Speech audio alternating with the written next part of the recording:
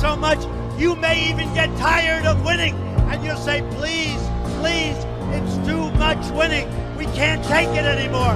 Mr. President, it's too much. And I'll say, no, it isn't. We have to keep winning. We have to win more. We're going to win more. What's going on, everyone? Welcome to the Astrolabe. A wild Mrs. Kingpilled appears.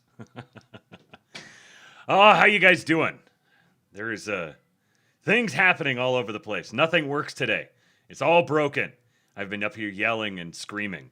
But fortunately, Mrs. Kingpilled just showed up in the clutch with a little, well, I'll actually show you. There we go. There we go. Yeah, a little Chick-fil-A. I will be stuffing my face while we listen to, watch, consume recent conversation between our Vice President, J.D. Vance, and Bishop Barron, talking philosophy. Talk a little Rene Girard, talk about virtuous politics, talk about J.D. Vance's unique take on economics that got Ben Shapiro calling him a socialist. And yeah, they even, toward the end, they even get into JD's personal prayer rule, which is just fascinating. Just it's crazy to think about having a member of a presidential administration who has a prayer rule, and then he goes on, they talks to a Catholic bishop and describes his prayer rule, and talks about how it's, you know, the places where maybe he could be better. But like having a vice president that talks this way is just wild. So I didn't have time to put much else together. This is all we're going to do today is just watch and react to this conversation. But before we get into all of that, I'm gonna have to share the screen so that this will work. But we've already got some Patriot payments showing up. Dr. Doom Guy with $200. And he didn't say anything, just sent $200. Sir, you are a patriot. Thank you, Dr. Doom Guy. Everyone else, be like, speaking of Girard, be like Dr. Doom Guy and model. Oh, no, that's not right. It already added to it. Be like Dr. Doom Guy and model him. There we go. It doubled it up there. Jeff Garrig, is that going to come through? Did I break the notifications thing by, yeah, I think I broke the notifications thing. There's something in it that I think I need to update the software or something like that. But give me a second here. Jeff Garrig. Hold that thought. Don't get away from me. There it is. Welcome to the beginning of the golden age of America, fuckers. So true. So incredibly true. Thank you, Jeff Garrig. And then Screwed Nevsky with a gifted sub. 2, Jeffrey G. Is that the same Jeff Garrig?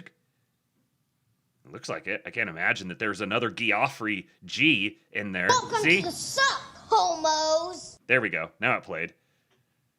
See how it works? You support the show, and you get paid back for your support immediately with a gifted sub. Thank you, guys. Appreciate you. Yeah, okay, that all is right. For the voice chat for the Kingpill Discord, for those of you who are in there, obviously it's going to be start a little bit late tonight. I'll be hopping over there as soon as we finish up the episode here. This will be a little shorter than usual, I'd imagine, unless I get really carried away commentating on it. But the interview itself is just over an hour long, and I've got it on 1.25. So I'd imagine we'll be in the 2-hour mark, somewhere in there. And then I'll be going over to the Discord and hopping in there for the voice chat. So if you have not already joined, you should go to kingpill.com and sign up, become one of the elite members of the Kingpill Discord, which will also get you a little courtesy advance access to the beta for the new EWBSX platform. You will get grandfathered in at the highest subscription tier. Yes, there will be a subscription service associated with it eventually, because we have to be able to fund the platform. We have to be able to run it and pay for all the things that go into running it. But if you join the Kingpill Discord, then you will just get grandfathered directly in. So go to kingpill.com, sign up, join the voice chat tonight, join the conversation there in general, and get early access to the EWBSX beta. And last but not least, go to forum.kingpill.com. Because if enough people choose to model Dr. Doomguy and Jeff Garrig and Emperor Atreides and Scooter Nevsky, if enough of you guys do that tonight, then somebody is going to get paid back when I do a drawing at the end, if we hit the goal. We're almost halfway to the goal already. Before I've even hit play, we're almost halfway there. So please do go to tips.kingpill.com. I'll make sure I drop the link in there once I get this going. And yeah, tips.kingpill.com. Support the show. Keep the Erickson family in business so I can keep coming back to you and entertaining you on the internet. All right, let me get myself down out of the way here. And I'll hide off here in the corner. You guys can still see the chat there a little bit. Also, welcome to our YouTube viewers. There's a few of you over there. I imagine it'll pick up as the show goes on. I can't guarantee that the YouTube chat is going to consistently show on the screen. So I'll be keeping an eye on the chat over there, and I can react to you guys if you ask questions or whatever. But the best thing to do would be to go over to Kick. That's where you will assuredly have your comments seen by the world when you post them. They'll show up here on this little side pane. Living Dead says the VC is where the real groiping rap happens. That's right. That's right. You want to get groiped? You want a real groiping? King Pilled voice chat. All right. Let's go, boys. We've got JD Vance and Bishop Barron talking political philosophy.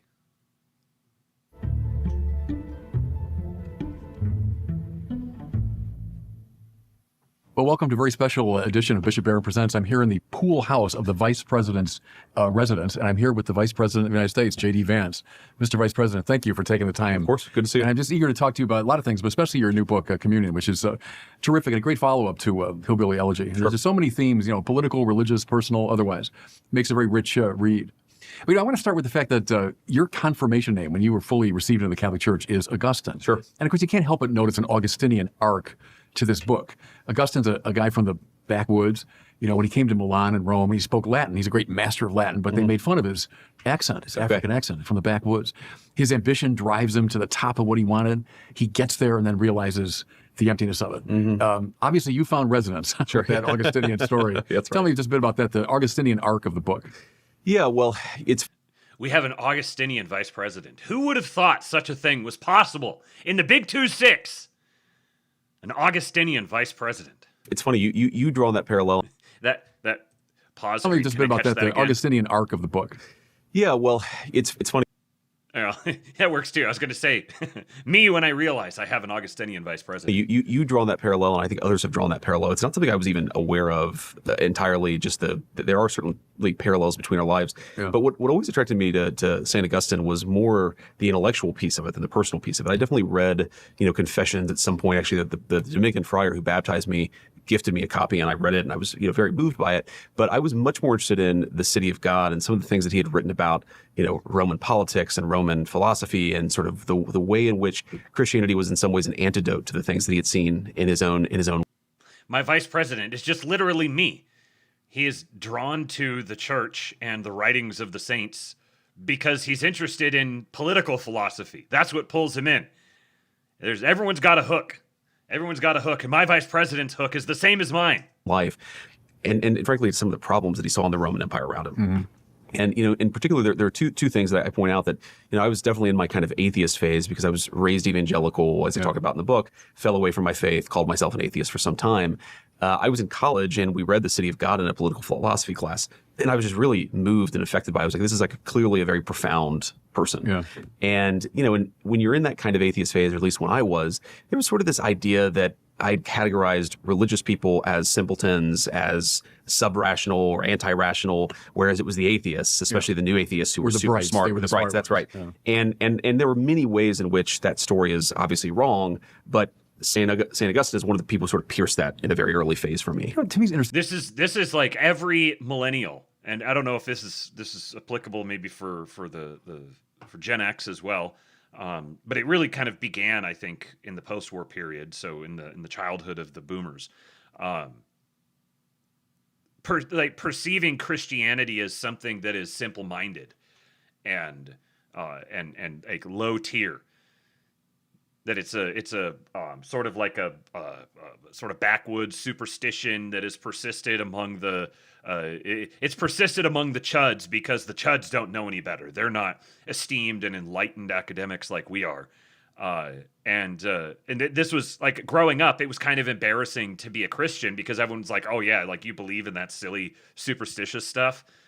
That's how it was like the entirety of popular culture was hostile to Christianity, but it wasn't really at the time. It wasn't really hostile to Christianity in the in like a overt sense necessarily. It was more just kind of like dismissive and like, oh yeah, there's like fairy tales, and eventually you grow up and then you don't believe in the fairy tales anymore. So people need their fairy tales, and that's cute that you're one of the fairy tales appreciators.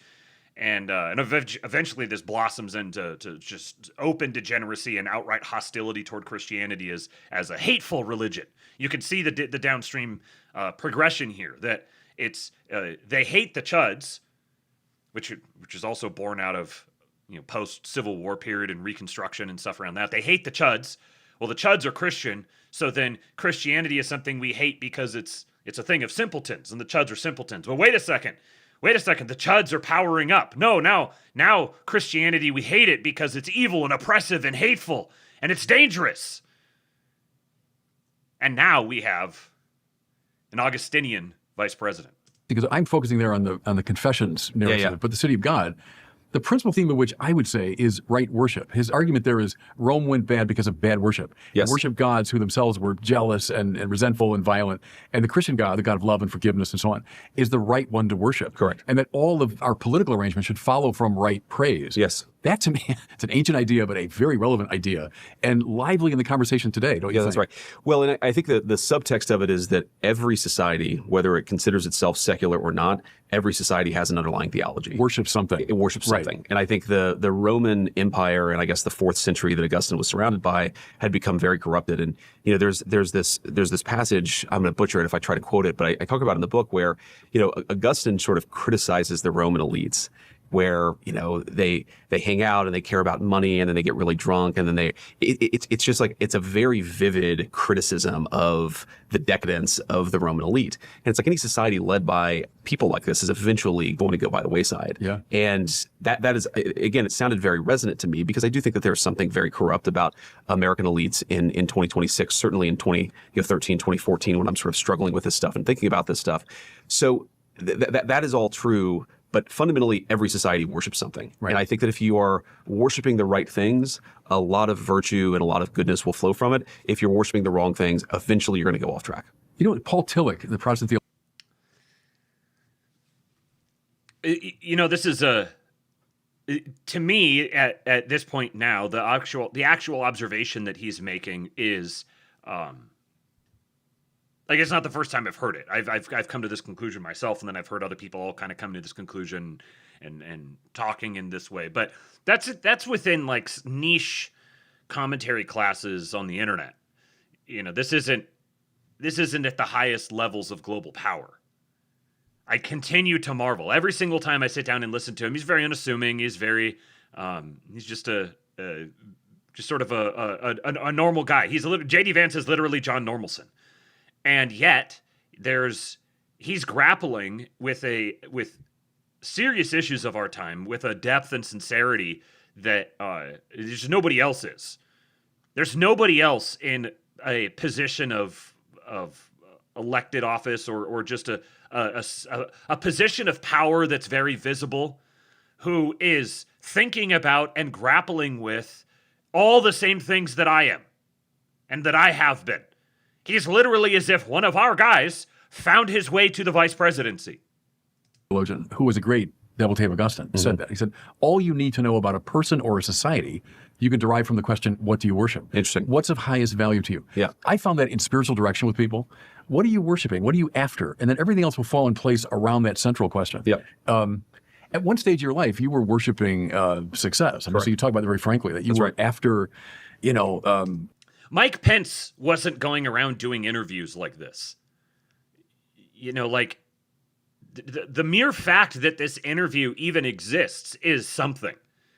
You know, obviously Bishop Barron is fairly politically active. He's affiliated with Daily Wire and stuff. So having someone like Bishop Barron, who has a podcast, who's interviewing a head of state, is not that notable. I mean, it is relative to 15 or 20 years ago, but it's kind of expected. Like, you think, okay, you have the famous public official guy, and he's going to go around and he's going to do his podcast interviews and stuff. But he's sitting here talking to him about not just sort of surface level politics and economics and just kind of going through the talking points. No, they're like sitting down in the way that you would sit down with some buddies and like have a glass of beer and talk about matters of history and theology and at a very meta level. This is the thing. Like, JD's he's obviously campaigning in a certain way here, and he's has his book that he's using, and his book is being written in part as a campaign tool. Like, I think these things should be, you can't be afraid to say these. Obviously, that's the pretext for him going out and doing these interviews. But then when he goes and he does these interviews, it's not just go through the boilerplate talking points about how Democrats are bad and you know, we just need to like come together as a party and here's the things we want to do and America should be better and like whatever. No, they're just straight into the deep end. Rising in the world and getting to the top of the, you know, Yale Law School and then the legal world and all that stuff. And what you saw, it seems to me, is that was bad worship. Mm-hmm. That's right. No, that's exactly right. So I don't know that this evangelical, theologian you just mentioned, Paul Tillich. Yeah. This sounds fascinating to me and sounds like something I should take a look at. But no, I mean, so I get to this phase in my life, and I'm, you know. Thank you for mentioning this other theologian or commentator that I should listen to. I'm going to take a look at that. In my head, I'm never going to take a look at that. So I've gotten into Yale Law School.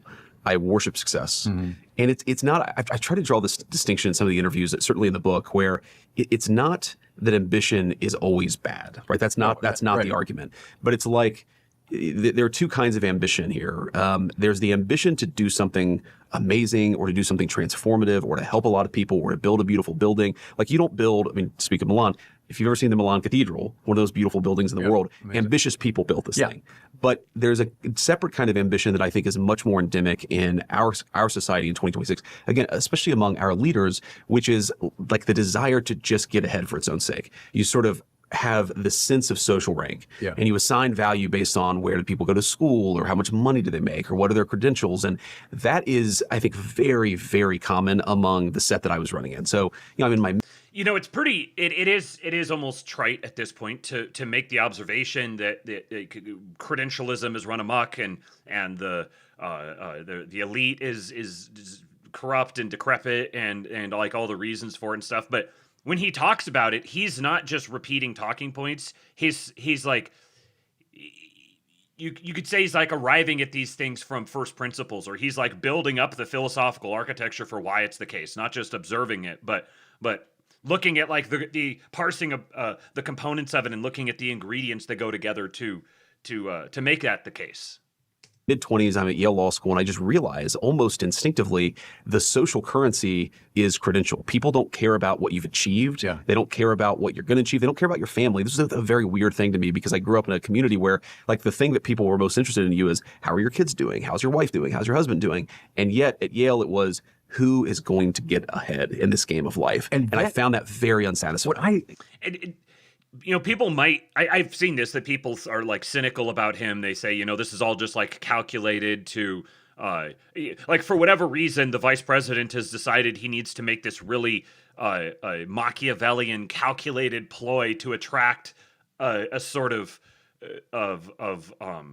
you know, like cultivate these talking points targeted at this tiny little niche community on the internet that is lives and breathes all of these sorts of things and spends all their time talking about it. Like, he needs to go, like, what he's going to do is he's going to write a book and he's going to go on a big media tour and he's going to figure out how he can really, really subversively craft together these talking points that he delivers super authentically so that my anonymous friends on the internet are going to be attracted to it. This is like, just the very premise is absurd to me. But let's even grant that premise. Let's accept that premise that he's, he has this talking point that he includes in the book, and he's hit it on a number of these interviews, and he kind of does it in a different way each time, but talking about how of his ambition, that he's an extremely ambitious person, and this is something that he's had to personally try to struggle with and tamp down, that he has this desire for recognition and for accomplishment, and it's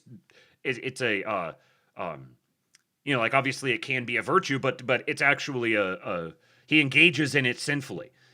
And okay, so maybe we say, what is he doing this cynically? It's because he actually is, he is the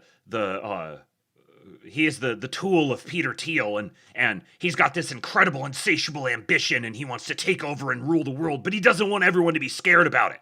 So he's gonna pretend I'm just like the ho-hum guy, and I really struggle with ambition. So he's gonna, this is like this workshopped thing that, okay, so your big issue, people are afraid that you're gonna be too ambitious. So, all right, let's see, what can we do? How about, instead of running away from it, let's lean into it. Why don't you go craft this story about your life where you say, I was just like motivated corruptly by this ambition, but now I'm not. Now I've got my ambition in check, and I'm actually just a humble, normal guy. Now you don't have to be scared of me. See, this is like the master plan that they're conceiving behind the scenes. And so when he goes out, he's like playing this part that's been scripted out for him. And I gotta say, if that story is true, he deserves the role he's aspiring to, for the simple matter that he is genuinely exceptional. To be able to conceive of this master plan and then actually implement and deploy it is itself a merit like a merit deserving of power. That if you're going to tell me that he is the tip of this master Machiavellian spear, those are the guys that I want running the show. You understand that, right? The guys who are capable of executing the master 5D chess with deep theological and philosophical implications and awareness and ability to speak exceptionally about these, those are the guys that I want in power. So you're just selling him to me even more if you're saying this is some sort of like a cynical Machiavellian ploy. Gathered from your book very strongly, and it's a standard bit of the spiritual tradition, is that makes you a complete slave of the opinion of others. Exactly. What you were going for was not really something in itself. You were going for admiration. Correct. Aquinas would call that the lust for honor. Yes. Right? The big four, he says, we seek in place of God are wealth, pleasure, power, and honor. Well, honor is that. Yes. But the honor makes you a complete slave. Because exactly. I could be doing the greatest things, but the people, they don't recognize it. Hey, I got this big degree and I got this big job, and it's big because people admire it. But that is an empty spiritual space to be, and makes you a slave of other people. That's exactly. And you care way too much about what they think. You allow what other people think to influence, again, not just what you do, but even the thoughts in your head. And this was another thing that I picked up when I was at Yale Law School, was like, again, I assumed that there was this hyper-rational element to American elites. These are high IQ, these are high achieving, these are people who are people of the mind. They're not superstitious religious people like the ones that I discarded. And yet, their way of thinking about the world is much more narrow and constrained for this very reason, because their opinions are so based on just what other people believe that it becomes derivative of the social set in which they run in. And this, leads me to another Catholic philosopher. You can't, clearly the man has a high IQ. He has high verbal intelligence, high IQ, very flexible mind. I also, to tag on to what I was saying a minute ago, they're getting into Girard here shortly, Lord Breezy. They start talking about Girard explicitly. What's the other thing I was going to say? With him crafting this big person.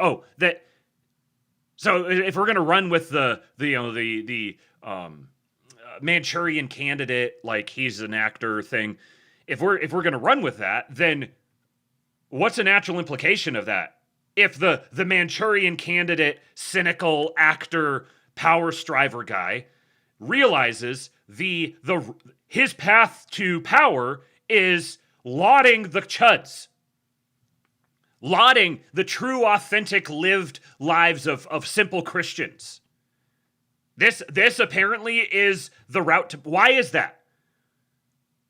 Why would the cynical Machiavellians decide that their path to power is speaking with great pathos and sincerity and stuff about the simple Christian chud.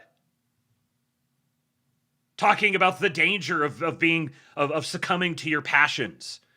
Even if that's the case, it's like, okay, well now all of the cynical Machiavellian sinister ruling forces have decided that the way that they need to attain or stay in power is elevating the Christian life.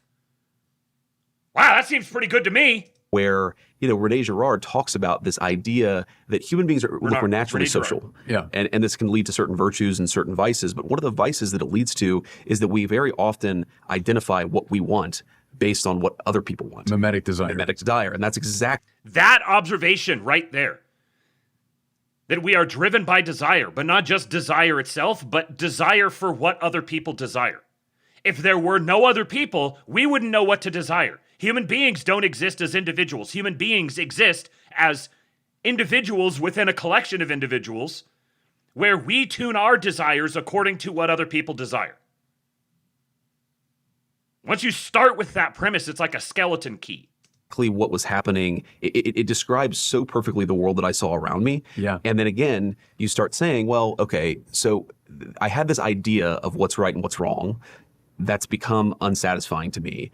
And there are all of these people who happen to be like famous Catholics and famous Christians who seem to be identifying that there's like a fundamental weakness in this way of seeing the world. And again, that was very powerful to me, and that kind of got me back on the right path. Tell me more about Girard. You know, I had the chance to meet him toward the end of his career. Oh, really? He came to Mundelein Seminary to give a series of lectures. Okay. Marvelous person, great personality, and Yeah. remarkable looking person too. You discovered him through Peter Thiel. You Correct. call Thiel one of the smartest people you ever met. Yes. I've met him a couple times, and he is indeed a very bright man.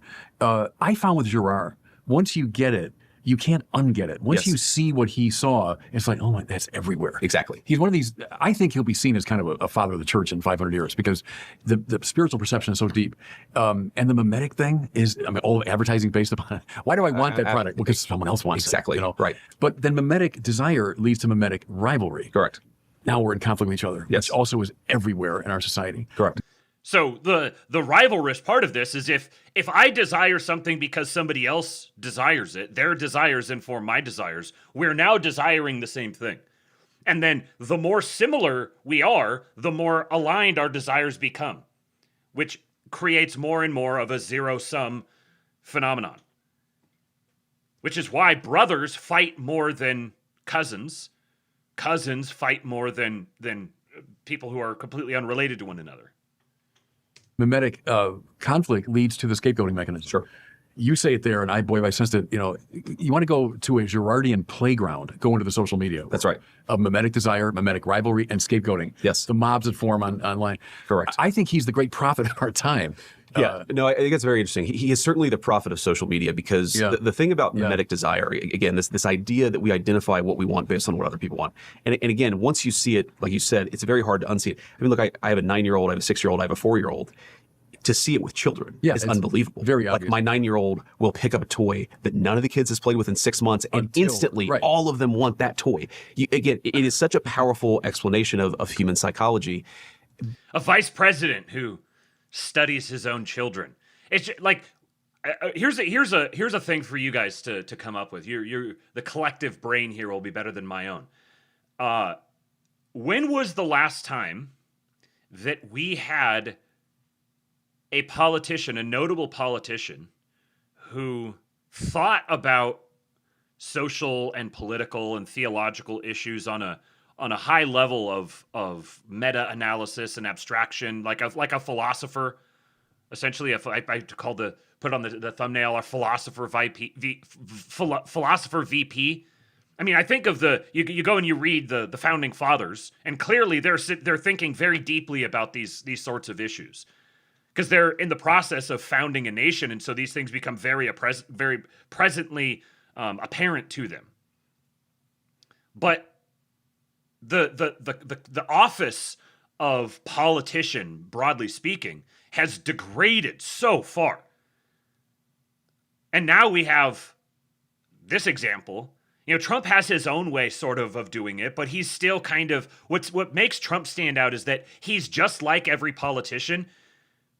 But it's like he's like every other politician in aesthetic, but it's like he distills every other politician into one person such that he becomes the perfect politician of that era. This era of sort of you guys say degenerate politicians or something like that. Not that Trump is degenerate necessarily, but he's not a philosopher. He's not someone who's well read and steeped in different schools of philosophy and comparing branches of thought to one another and stuff. He's natural. He doesn't need to do all of that. That isn't even a domain that is considered by him, because he just lives it organically. But to have a sort of I don't think I would necessarily call JD a polymath, but to have a very thoughtful guy like this as a politician, I can't think of one unless you go back to maybe there's like Teddy Roosevelt. There's what was his name? Senator Taft was sort of this way in a sense, and then I think Nixon had a little bit of it to him. But really, a lot of the politicians have become just like creatures of their own time, and all they think about and talk about is like the immediate, pertinent, like geopolitical or cultural or social issues within the frame of just the current year, not zooming out and covering the whole length of time. But here's the thing. In a normal society, pre-social media, right, this takes time, right? Like mimetic desire happens through normal social interactions. You see what somebody else is focused on. You see what somebody else cares about. But social media has sort of taken this and supercharged it. It can spread like wildfire. And so you see what other people are talking about, what other people are thinking, what other people are desiring much more quickly, because the virality of social media puts it in front of you at such a quick speed. And so, again, because it sets that desire aflame and makes it spread so rapidly, it also makes the conflict side of it spread so rapidly. And how many times, I mean, not even on X or Twitter or whatever we're calling it these days, but if you go to like Facebook back in its early days, how many times would I see people that I knew and loved get into arguments on the internet where I would think to myself, this is not who you are. Like, these are two really lovely human beings that are calling each other these terrible names on social media. Like, how did we even get here? Girard and your friend Peter Thiel as well. I mean, we'll talk frankly about the demonic element. Yes. The devil has two great names in the Bible, right? He's Satanas, he's the accuser, and he's the Diabolos, which means the scatterer. Yes. There they are.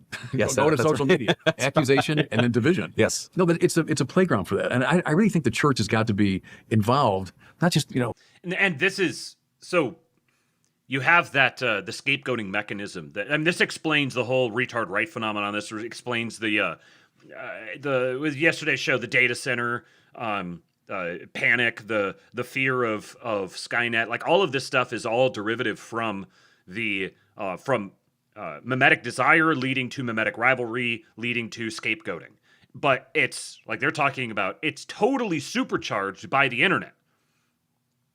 Because the internet just facilitates much faster communication. Really, that's what it is. Like, the internet facilitates both much faster communication and much more surface area for communication to happen simultaneously. So all of these natural patterns that used to take, they might have taken decades or like centuries or even decades to play out, just because you could even think of it as sort of an analogy. You could think of it like every single interaction that a human being has on the planet, and you total up like every single time a human being interacts with another human being. And if you were to chart this across time, then you would see that with the launch of the internet, you have like the launch of mass communication in general. So once you're able to send a telegram instead of having to ride a horse, you can have way more interactions back and forth. So it used to be like you'd have to write a letter to complete a single interaction with someone across the country. You would have to write a letter, then give it to someone else. They would ride that letter to the other person, and as soon as they got it and they opened it, there you go. Action completed. or interaction completed. And then they write a response, they give it to the writer, carries it back. Now you've completed 2 interactions. But once you get the launch of global communication and then the internet and then social media on top of the internet, the number of human interactions that can occur, broken down in that autistic way, the number of interactions that can occur it goes from monthly to daily to hourly to multiple per second. You could sit here, you could get 10 different notifications that all come in at you in 1 second, all coming in from other people. They're all signaling desire to you. And you're having to constantly tune and recalibrate your own desire in that time frame. So these cycles can spin out of control way quicker because there isn't the time there, like a cooling off period where people can pull themselves back. They get sucked into it like a vortex. And so now you get, you have your favorite podcaster or politician or whatever who signals something, and then normally you might go listen to a radio show. Maybe let's take someone like Tucker Carlson. He has a weekly radio show. You go listen to Tucker Carlson signal his desires, and you then feel compelled to mimic those desires, but then you're going to have a 1 week refractory period. And unless you go interact with other people who are also listening to Tucker Carlson, then you're not going to have that multiplicative effect happening as quickly. But if you go listen to Tucker Carlson, and while you're listening to him, you're scrolling through X and seeing people who are saying the same sorts of things, signaling the same sorts of desires, that mimetic desire explodes and becomes way more powerful, way more quickly. And then you go through the whole cycle, because ultimately that desire is then going to breed some sort of rivalry. So you're going to pick some other who you are engaged in a rivalrous state with, which is going to fast track its way to scapegoating. But then there's no, especially since cancellation has been kind of taken off the board as a real threat, then you can have a huge scapegoating, what would you call it? Like the big passionate summation of the scapegoating, where you've officially killed someone. We've sacrificed him. We've killed him. We all get the big release from his death. We all participated in stoning him to death, but all you did was you went and you brigaded his mentions. And now, okay, so he died. He was scapegoated and killed. But all he has to do is post another tweet or another article or another video, and you kickstart the whole process all over again. He's not actually dying. So you're getting like a masturbatory scapegoating process that's genuinely driving people insane. To inform people, but to name these dynamics that are going on. But you sense them in your own, rise, your own career. I want to stay for a second too. The ambition thing is interesting to me, because Aquinas talks about magnanimitas, which means magnanima, big soul. Yes. He likes magnanimous people. To have a big soul means I want to accomplish something great for the kingdom of God. Yeah. But see, the Girardian take would be, hey, and you and I can both desire the same. Really, really good point, Ninja Spades. This is why libs go batshit crazy. They don't have the church to reset their weekly mimetic clock. That is a heater. You need to reset your weekly mimetic clock. This gets you into confession and receiving the gifts, prayer, all these sorts of things. These are all resetting your mimetic clock. You're giving up those desires. You're releasing them for the purposes of not holding on to them to the point of rivalry and then beyond that, scapegoating. Because the scapegoat mechanism, this is the whole point of Girard, and people have talked about this at length, the scapegoat mechanism was broken by the cross. The fulfillment of that scapegoating mechanism was broken by the cross. By the human species-wide condemnation and execution of not just an innocent victim, but the all-powerful God of the universe being the innocent victim who was scapegoated. It broke that mechanism, and so it doesn't yield any sort of benefit. It doesn't yield a payoff. It doesn't have the same cohering effect. And yet we still we play this over and over and over again. Being grounded in God, i.e. touching grass. Yeah. The Epstein thing proved this. Yes, good point, Zoomer Dylan. The Epstein thing proved that. You got the whole payoff that you wanted. Yeah, and he literally died. And yet it persists. Great goal. Let's say, so you're a politician. It's the common good. Yes. And like, hey, let's all get involved. We all want the common good. We're not looking at each other. We're looking together at a transcendent third. Yes. That's Aristotle too. Yeah. But see, that's the distinction between a healthy ambition and the one that becomes fussy and self-regarding. Correct. And, you know. Yeah, and I think it can become even the desire. This is, again, the social element to human beings. It's not always a vice. It can very often lead to virtue. Right. But it has to be ordered in the right way. And so, you know, if let's say you take two politicians who both are trying to achieve the common good. Yeah. The difference between a vice and a virtue is whether or not the underlying impulse is rightly ordered. Now, that can lead to them working together, them recognizing their respective strengths and weaknesses and actually trying to sort of do that together. Right. That could also lead to, well, if we both want the same common good and then let's say we both want the same office in order to get to that common good, then that leads to rivalry Mimetic again for rivalry. rivalry's sake. Yeah. And so I do think that one of the takeaways of sort of this through line of Augustine to Girard is that you constantly have to be on guard. Yeah. And recognize that something that is good in you can be ordered to something very positive, but can also be distorted. And this is, you know, you talk about Satan. Like I think of you know, I forget who has this quote, but the devil's greatest trick is to convince people that he didn't exist. Right. There is this thing where it's like a very, very good thing and pointed in the right direction. If you just get a little off pace, it can become quite malicious very quickly. You can if you're not turn careful. like that. It's a subtle Yes. thing, which is why you need prayer and spiritual direction a lot in your Exactly. life. Because you can be going this path. Oh, I'm on the magnanimous path. I'm just seeking. Well, no, but you actually took a turn a while ago. And the signs of it, though, look in Galatians. Look at the fruits of the flesh. You know, Paul calls them. Or Yes. look at mimetic rivalry breaking out. Then you know you've deviated from the right path. That's right. But to my mind, spiritually speaking, that's the great thing in this book that people can really get. It applies to anybody, no matter what field you're in. How are you desiring? Right? What's the nature of your desire? And you tell a moving story about your own, conversion. Hey, tell me a bit more, because I was really interested in the stuff on Catholic social teaching, on the economy. Sure. Here we go. Rerum Novarum, the great, fundamental text of the Catholic social teaching tradition, Leo XIII, late Yes. 19th century. A text you read even in your atheist period, and you found powerful and, Sure. and naming dynamics in the political order better than many people were left, center, and right. That's right. Tell me, what was it exactly that grabbed you about that text? Well, there are a few things. I mean, one is I was compelled by the fact that it was trying to strike a balance. Yeah. And in some ways was very prophetic. I mean, when Rerum Novarum was written, you didn't know where the industrialization trend was going. You could have possibly seen communism, fascism, all these things rising up. And yet, even though that, like Leo XIII doesn't talk about the fascist movement 70 years later, 60 years later, you can kind of see he's very worried about the tumult, and he's very worried that if we don't strike the right balance between human dignity and prosperity, between workers and capital owners, that it's going to inevitably lead to this conflict. So that's that.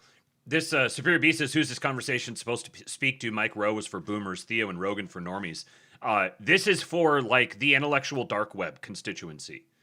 That's who this would be primarily targeted at. So which would be like Gen X and millennials, generally speaking, then Zoomers to a certain extent kind of coming behind that. But like the whole sort of if you could create a demographic out of the people who were listening to Eric Weinstein and Joe Rogan and who else? I can't think of the other Weinstein brother, Brett. You're going to get a lot of libertarians, a lot of sort of crunchy coastal libs, and then you're also going to get the sort of person who might be, I don't know, someone who reads articles published by the Claremont Institute or that sort of thing. So by and large, you're going to get men, largely speaking, but also some women. Probably 80% men, 20% women, and they're probably going to be educated, college degree, likely professional, like professionally employed, likely married with children. Those are the sorts of people that I think that this conversation would comprise the majority of the audience. But yeah, Vance can speak to any of these groups. Like Vance can go talk to Theo Vaughn and it can sort of hang out. He always seems a little uncomfortable in those environments, like he did with Rogan, where he seems like he's more comfortable in a more academic setting than he is just like chutting out with the bros. But he can chut out with the bros. That's one thing that I found profound about it, is just the recognition that the balance really mattered. The other thing that I think is very interesting, and I actually was sort of thinking about Rerum Novarum in the speech that I gave on July 4th. There's this idea that in Marx that the classes have to inevitably be in conflict against each other. And then I think that there's this idea in more traditional libertarian or free market thinking that, there's sort of never any real conflict. And to the extent that it is, it's all a violation of individual rights. Whereas I think what Rerum Novarum is saying is that, yes, conflict can sometimes be an inevitable part of these social changes, but the way to solve the conflict is by cooperating between these different sort of segments of society. And what a statesman should be doing, what somebody who's focused on the common good should be doing, is not pretending that like there isn't a problem if you have destitution on the one hand and extreme wealth on the other, but also not pretend that the solution to that is conflict. The powerlessness versus the powerful, and then the powerless sometimes win and the powerful sometimes win. There can be a real compromise. And what, in some ways, the idea of a labor union, there's sort of the classical Marxist understanding of a labor union, which is conflict between the owners and the workers. But in the Catholic view, it's actually not conflict. This is an institution that is meant to give the workers some say, certainly some bargaining power, some anchoring, and there can be a more cooperative arrangement from there. It doesn't always have to be a zero-sum battle of one against the other. And I try to think about that a lot, as how can we gear certain policy outcomes in a way that doesn't ignore the problems that come with destitution, but tries to solve it through cooperation as opposed to conflict. Oh, I was trying to wait for him to finish that thought because I have so many. Okay, first of all, Superior B said JD is uncomfortable around Theo because he knows he'll let the Marine and boy from Appalachia come out. Folks don't need that in a president. They need this version. That's a really, really good point. And that was actually something I was picking up when I was listening to him talk to Rogan, where I could tell that conversation would have gone very differently if they weren't being recorded while it was happening. And he wasn't there as the vice president. You could tell there was a lot of places where he was like, I want to follow you down that path. I see where you're trying to take the conversation, but clearly I'm the fucking vice president sitting here. I can't go there with you. So you're not helping anything by continuing to push the issue. There's just like obvious things that a vice president just can't say. But yes, Living Dead, you are allowed to academically chut out. That's very true. So here he talks about Marx, and then he says, Marx has this perspective. The libertarians respond to that with this alternate perspective, but actually they're both wrong. Let's reject the Marxist, you might call it like the Marxist Mises dichotomy. And then this is the role of the church. You've got the secular academics who are having this debate, and they've settled on this false dialectic, and the church breaks that false dialectic. It transcends the false dialectic, where yes, Marxian class analysis does hold, and also the libertarians are onto something with the idea of it being unethical to illicitly aggress against someone else, but neither one of these can be axiomatic. And ultimately, the most valuable thing that you can have in this dynamic is a statesman whose responsibility is to mediate between those perspectives. And I think it's fascinating that JD is self-aware about this phenomenon, this particular dynamic, in the way that he comports himself, as we've talked about, being kind of this central node that connects all these different perspectives and worldviews. You have the Ivy League, you have rural Appalachia, you have the military, you have venture capital and Silicon Valley. You have Claremont, and you have the guy who can work together with Elizabeth Warren on stuff when he's in the Senate. He's really a very capable chameleon, and I think that's why people get the creeps about him. Because when you have someone who can effectively integrate themselves into any different social situation, this could be a very good thing and it can be a very bad thing. He can be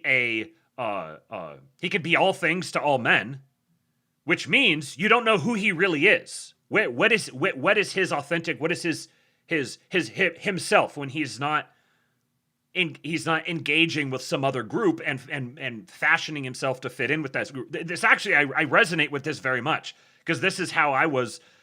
Now I just live in my office, but when I was in high school, college, I was homeschooled growing up, but also was involved in lots of different social groups and sports and church groups and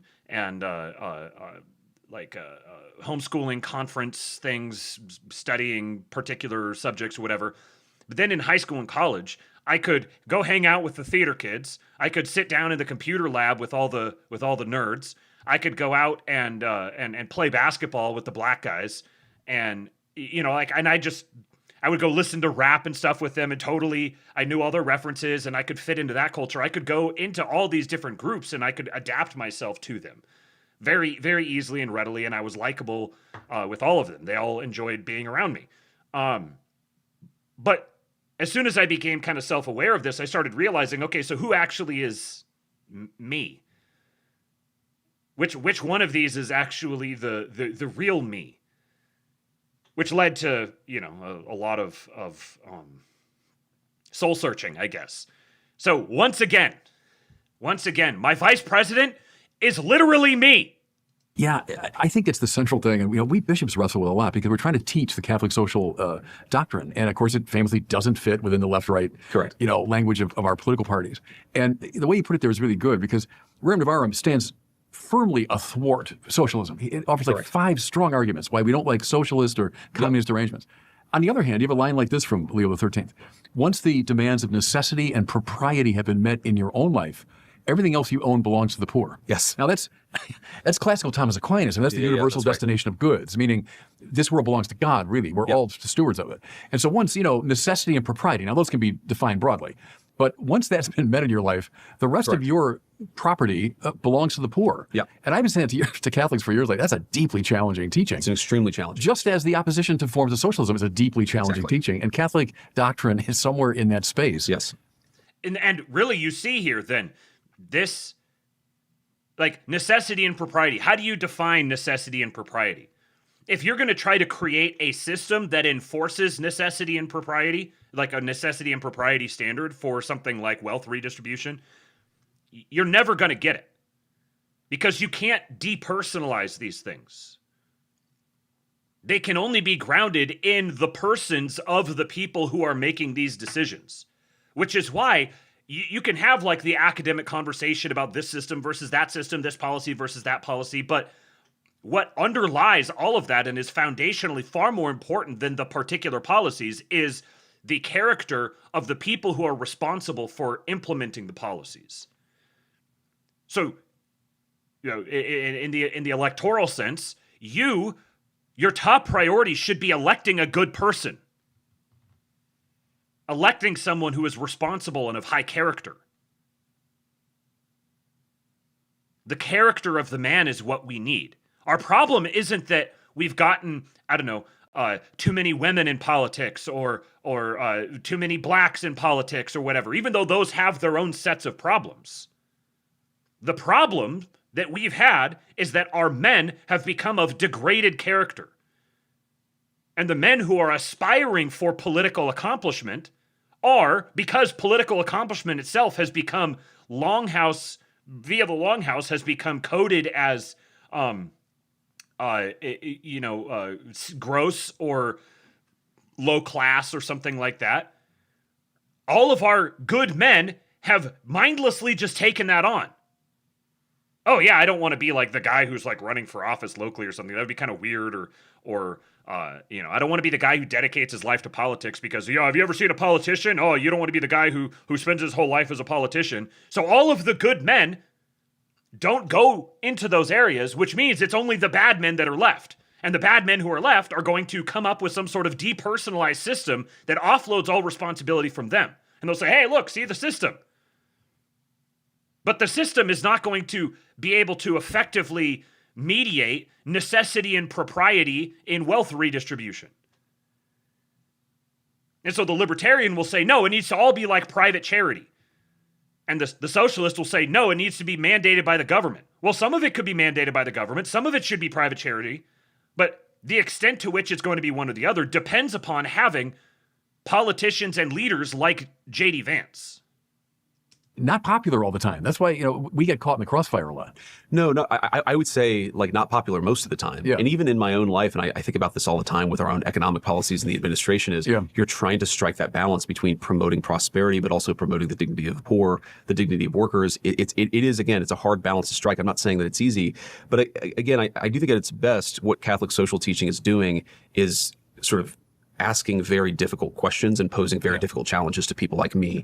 And I like one of the basic axioms or the basic principles that I try to apply when I think about this stuff is, to the extent that I get really comfortable that a thing that we're doing fits within Catholic teaching, that's the thing that I should resist, because it's not easy. It's demanding a lot of both public officials, but also of all of us. And we talk about this, of course, Bishop, with the immigration question, right? And I think, again, there is this demand that you treat people with dignity. There's also an acceptance, maybe even endorsement of the fact that nations are allowed to control their borders. How do you balance these things when controlling your borders inevitably leads to law enforcement operations that sometimes can create issues? That's the balance that we fundamentally have to strike. And I think to the extent that we ever feel comfortable, that's probably a sign that we should get out of the comfort zone. Yeah, and we can stay at the high level of abstraction, and we tend to agree at that level. So when you get down to cases, okay, in this particular case, because I bring that up at our bishop's conference. I mean, we're always very strong on, Jesus welcoming the stranger and being open to the immigrant, and all of us. Look at my own diocese. We have a lot of folks from Honduras and Guatemala. Lord Breezy says, 1, do they love God? 2, do they love the country and her people? 3, are they capable? Superior B says, 1, he's Christian. 2, he's a Marine. 3, he has proven such because he's a good father and a husband. Yeah, there you go. Mala come to work in the pork processing plants in my diocese. So we all face the pastoral challenge of, people coming to our country and being taken care of and so on. But then, yes, as you say, the right of a country to defend its borders, to enforce its immigration laws. And what I would say is, it's not my job as a bishop to work out the details of that particular policy. That's your job. That's a job of people who really know what's obtaining on the ground and so on. Yeah. And that's an ongoing problem. That's an ongoing issue. How do we bring these to bear? I think my job as a bishop is to bring the great principles to bear and make sure that they're taught publicly and so on. But then it's the job of Catholic politicians, I would say, to now apply these in a particular case. That's right. And that's how I think of it too. And I think that for that to happen the right way, for you to sort of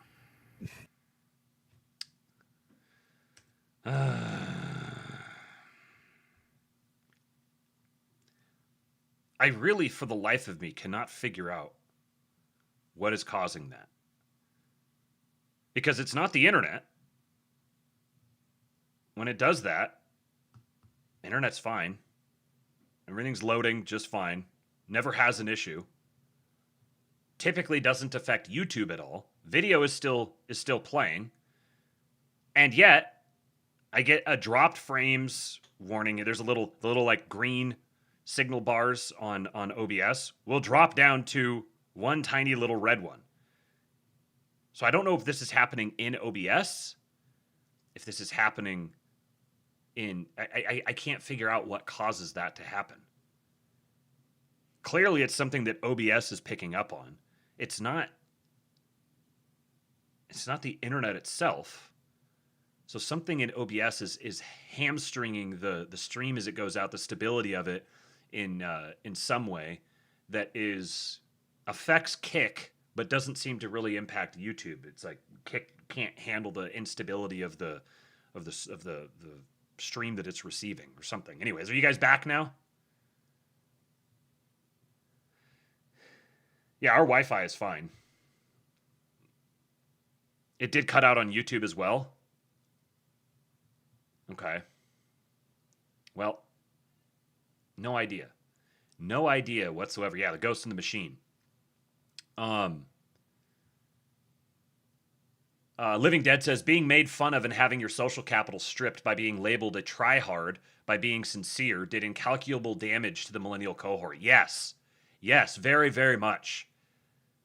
Being, like, the millennial cohort was absolutely one-shotted by the idea that caring about things is cool. or that caring about things is not cool. It's cool to just be like detached and sarcastic and ironic and not to engage with things with sincerity. And then that phenomenon in the millennial generation is like, has had rocket fuel applied to it with the Zoomer generation. So just caring about something is seen as cringe. Now, we're starting to progress to a point where, you know, these cycles build on themselves and self-reference. So now we're coming back around to where it actually is cool to care about things. But we've been irony poisoned for a very long time. I backed this up because I don't know where it cut out for you guys. Politicians, I would say, to now apply these in a particular case. That's right. And that's how I think of it too. And I think that for that to happen the right way, for you to play your role correctly and for me to play my role correctly, it just requires a constant ongoing dialogue, because as you get into the nitty-gritty of applying these principles in the real world, you're not always going to do it perfectly. There are going to be ways in which the pastoral duties sort of, maybe we're not taking proper account of it. Yeah. So I think at its best, again, there is going to be an inherent sort of, there's going to be a relationship where the clergy are constantly sort of trying to engage on these issues in a positive way. And then we're constantly trying to apply these principles in the best way and the most consistent way. And that will, as we've seen sometimes with the Vatican and our own immigration policies, that sometimes does lead to conflict. But, one of the things I've tried to drive home just over the last, few months, where I've been talking a lot about this, and there's been a lot of discussion about, the Catholic clergy disagreeing with the Trump administration on this or that issue, is I try to say, that's actually okay, because that dialogue is sort of how the clergy does its job, and it's how we sort of respond. And that's not a bad thing to me. There's this idea, and it's because of our hyper-mimetic political media, but every time the Pope says something mildly critical of a Trump administration policy, it's like, oh, the Pope hates the Trump administration. Right. Well, actually, no, maybe the Pope is trying to provide the kind of moral teaching that is inherently part of his job. And then we have to take that and try to apply it, which is part of our job. And the church and the state have their own domains that are proper to them. And they must be engaged in, there must be a relationship between them where there's mutual respect, and also, but that mutual respect also is a mutual recognition of where the church ends and the state begins, or where the state ends and where the church begins. And this is another thing, that you're not going to be able to engineer up the perfect solution where you can, have your large language model spit out what would be the perfect engineered solution to ensure that the boundary between the state and the church is always perfectly delineated, because the boundary moves. Sometimes the church needs to be more assertive against the state. Sometimes the state needs to be more assertive against the church. And it also is going to depend on the people. It's going to depend on the time. Sometimes it's proper to have a more restrained, laissez-faire state. Sometimes it's proper to have a more authoritarian state. That is, again, it comes back to the character of the leadership and the wisdom that is cultivated through their own personal relationship with the church, to know when to dial it up and when to dial it back. Conversation is essential to that. Yes. And not just kind of exchanging invective at a high level of abstraction, because at the high level of abstraction, we tend to agree with each other. Yes, openness to the stranger. Yes, a right to defend the border. That's right. Now let's get down to cases. That's but right. To do that, you have to be in steady conversation. Exactly. Which is why I kind of, not to take this, obviously you ask whatever questions you want to, Father, but I always found the conservative reaction to Pope Francis. I say this as a very conservative Catholic. I take the teachings of the church very seriously. I'm obviously very politically conservative, but I always kind of liked that Pope Francis would just throw these bombs out there in the media, because it would force a conversation. Yeah. Now, sometimes, he would say things that I would say, wait a second, is that actually consistent or is that correct? But it forced a dialogue, and he was kind of a genius at that. Stay with Francis for a minute, because I think that document late in his papacy called Dignitas Infinita is one of the best summaries of Catholic social teaching in its breadth and its variety. Sure. So, left-wing people, love this, and that. Right-wing people love this, and that. All the above. And that was a good challenge to the political conversation. That's right. Francis was another good example is that universal destination of good. So in another one of his later documents, he talks about a nation's obligation to poor nations. So again, once the Living Dead says, for better or worse, or regardless of anyone being willing to admit it, millennials are leading the charge back to sincerity. Gen X never set aside the compulsion for subversion. Boomers are too detached, and Gen Z is fighting their own war in a quagmire of meta-irony. Millennials are uniquely positioned in this time to be the standard bearers for a rightly ordered life. Well, in the millennial generation in the Strauss-Howe conceptualization is the hero generation. So they are the what would it be? The parallel would be the greatest generation. So it was the generation that fought World War I.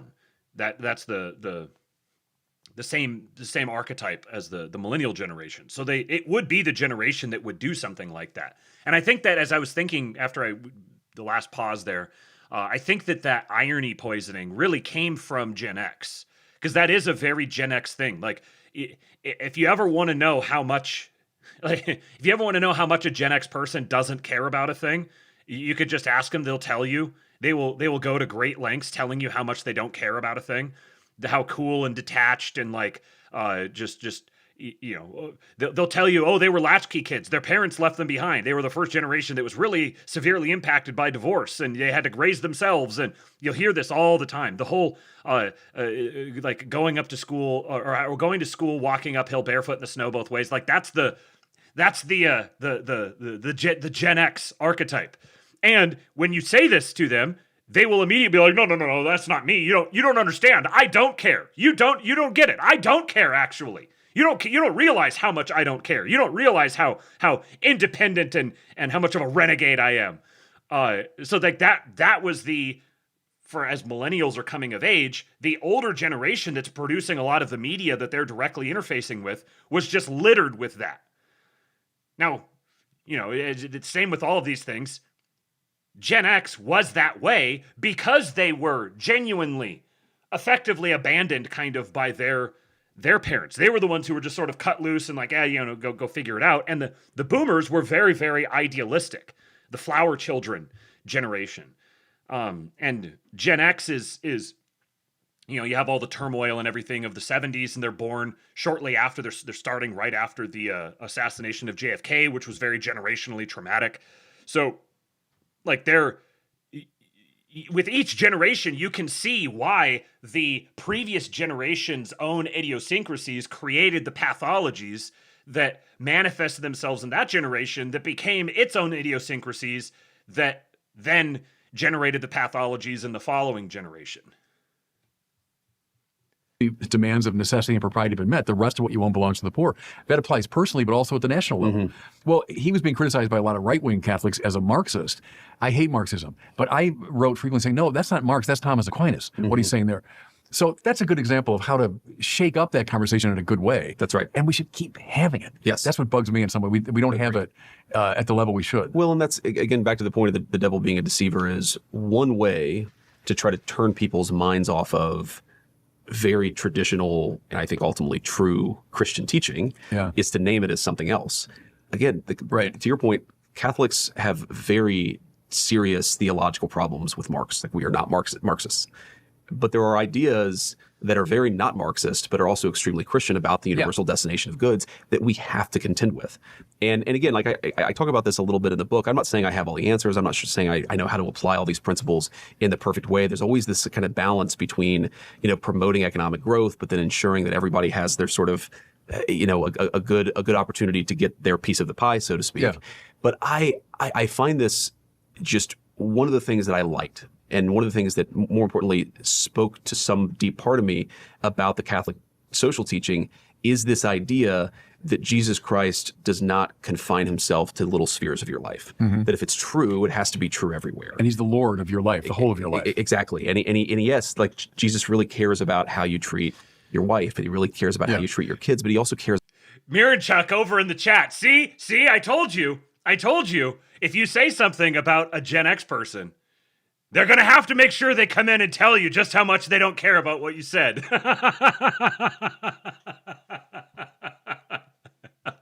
Trap sprung. He says, oh, wow, a millennial has an opinion. Let's all stop everything and listen to what they have to say about the greatest generation that ever generated.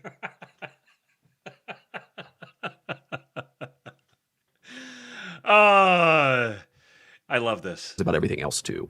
And I do think that this is, you know, one of the frustrations I had growing up as a young conservative Christian is this idea that it sometimes felt like whenever Christians engaged in politics, we were very comfortable engaging with this or that social or cultural issue, but not anything else. Mm-hmm. And I actually think there's an opportunity for us to rediscover a more fully Christian politics that says that actually Jesus has opinions about all these things. And in fact, if you don't get all of it right, you risk getting the most important parts wrong. Yeah. You can't just confine your faith to these narrow little slices of society or of culture or of your own life. It's got to be true for the whole thing. Remember C.S. Lewis's line about most of us, if we invite Jesus in, is to the front parlor of the house for an hour a week, and then please go away. Yes. But he wants to be Lord of the living room and the dining room and the bedroom and the kitchen and the basement and the pool house. Yeah. He wants to be. Our vice president is talking about the necessity of centering Christ across all domains of the government. Boys, how can you ever blackpill? Lord of the whole operation. And that includes our economic and political lives. Right? We can't bracket those. That's not spiritual stuff. Of course it is. Everything. Yeah. No, and I think I gave into this, again, more in my sort of anti-Christian age, but there was a part of me that wanted to say God should be about God and religion. Yeah. Churches should be about churches. Leave the politics to the politicians. But again, if you really believe that Jesus Christ is the Son of God and you believe all the truths that flow from that, to your point, he actually has a lot to say about all parts of your life. Right. There's something up here. Living Dead says Gen X was the constituency of the HR/modern administrative state that led to DEI and progressive insanity that we are all rejecting now. He says, yeah, cool. You saw Fugazi in New Bedford in 1992 anyways. When I read that, it kicked off a number of thoughts that if you think about the relationship between Gen X being a generation of latchkey kids as the kind of like perpetually living in the shadow of their parents and realizing as they're coming of age, you get the whole cryptography, like you might say like the Elon Musk or Curtis Yarvin, or like the whole how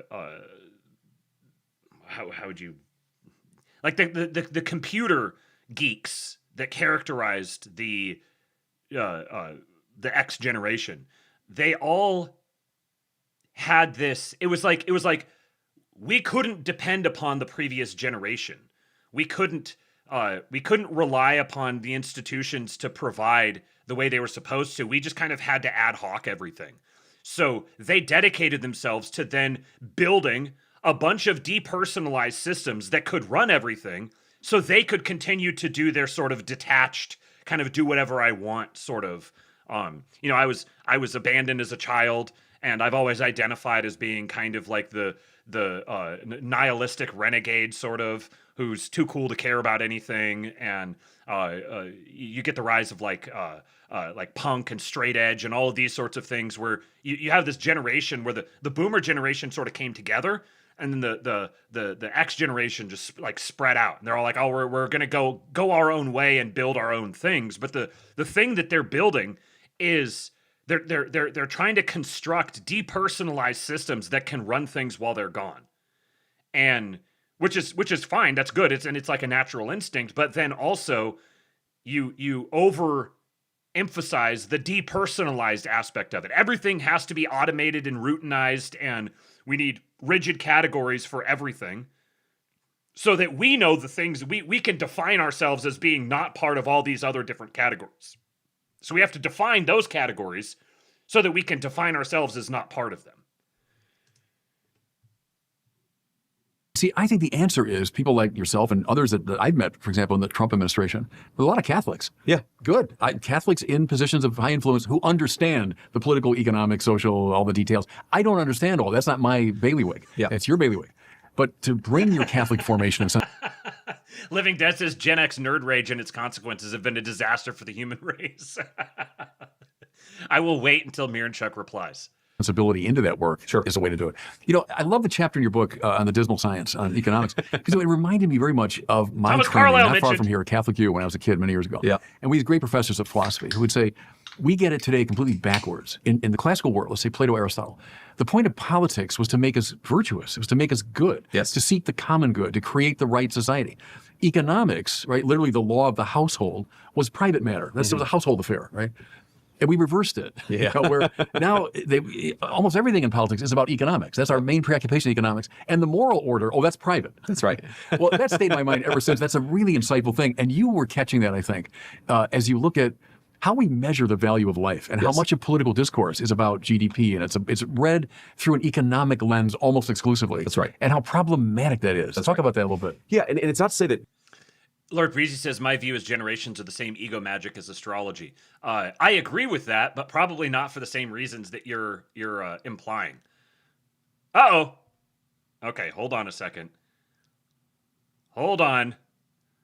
We got a brief little intermission that we need to take here because there is a very important update being brought to us. So, let us see what happens when we are updated. Ah! What do you have to say? Loose tooth. What? Loose tooth. You have a loose tooth? Oh my goodness. They're right? I don't know, it's loose. You should be able to tell us. No, it's a bottom one. Oh, bottom one first, huh? Bottom left. The bottom left. My goodness, you got your first loose tooth. You see Maybe- that? Don't pull it out. Kind of. He's like, I'm just gonna pull it out now. Yeah, you're gonna fiddle with that like crazy. That's what I did with my loose teeth. Have you already given him the talk about what? Oh yeah. Everything? Yeah. Does that make you tall? What? Does that make you as big as the Grand Canyon? And what's that? That is a silly video. Maybe we'll Can I show it see to you it? later. Not right now. Maybe we'll show it to you later. Can you stand up more so people can see you? They can only see the top of your head. What did they say? Tooth Fairy denier seething right now. Trust Plansar says the Tooth Fairy gives out $50 per tooth due to inflation. Trust Plansar is trying to impoverish us. What's that say? Fart drink. What's it say? Fart drink. Not quite. Fart dirt. Fart Dirk. What do you think of Fart Dirk? Are you a little Fart Dirk? I don't like that, Daddy. No, who's that? I don't know. That's JD Vance. That's Daddy's vice president. No. Nope, not gonna push those buttons. What did you want me to tell the people in the show? I forgot to tell them at the beginning. I'm really working hard on a bird house, and it's really gonna look good, and it currently really looks good. It does. Uh-huh. Yeah. You tell them. They can hear you. I want them to really trust it. Oh, he wants you guys to really trust what he's saying. So he needs me to tell you. He's building a birdhouse, and it looks really, really good, and it's gonna look really, really good, and it's gonna be for the birds to live in. Don't lick the microphone. Riddle All right, you're a goofy boy. Yeah, he does. He is sort of mullet maxing a little bit. Can you look over here? Look over this way. There you go. You can see your hair. All right, big guy. I love you. You're out of control. The disappearance. Every once in a while, he really laughs, and it's funny.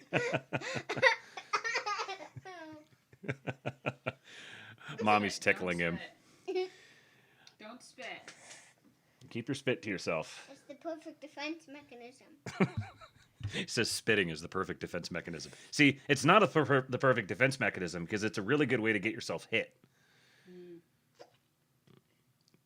Don't spit. Spitting is a good way to get to put yourself in greater danger. I was up to my mouth. What? I was up in my mouth. What's up in my mouth? I don't understand. On that screen. Oh, that screen is behind there. It's not showing exactly what's happening right now. So it's showing what was happening just a little bit ago. That one's live over there. Yeah, this one's close to live right here. You think you're funny, don't you? You can go do that in the mirror whenever you want. All right, I love you, big guy. Give me a hug. Don't make Daddy's teeth loose, please. Yeah. Big bowling ball on your shoulders. All right, I love you, big guy. Go downstairs now.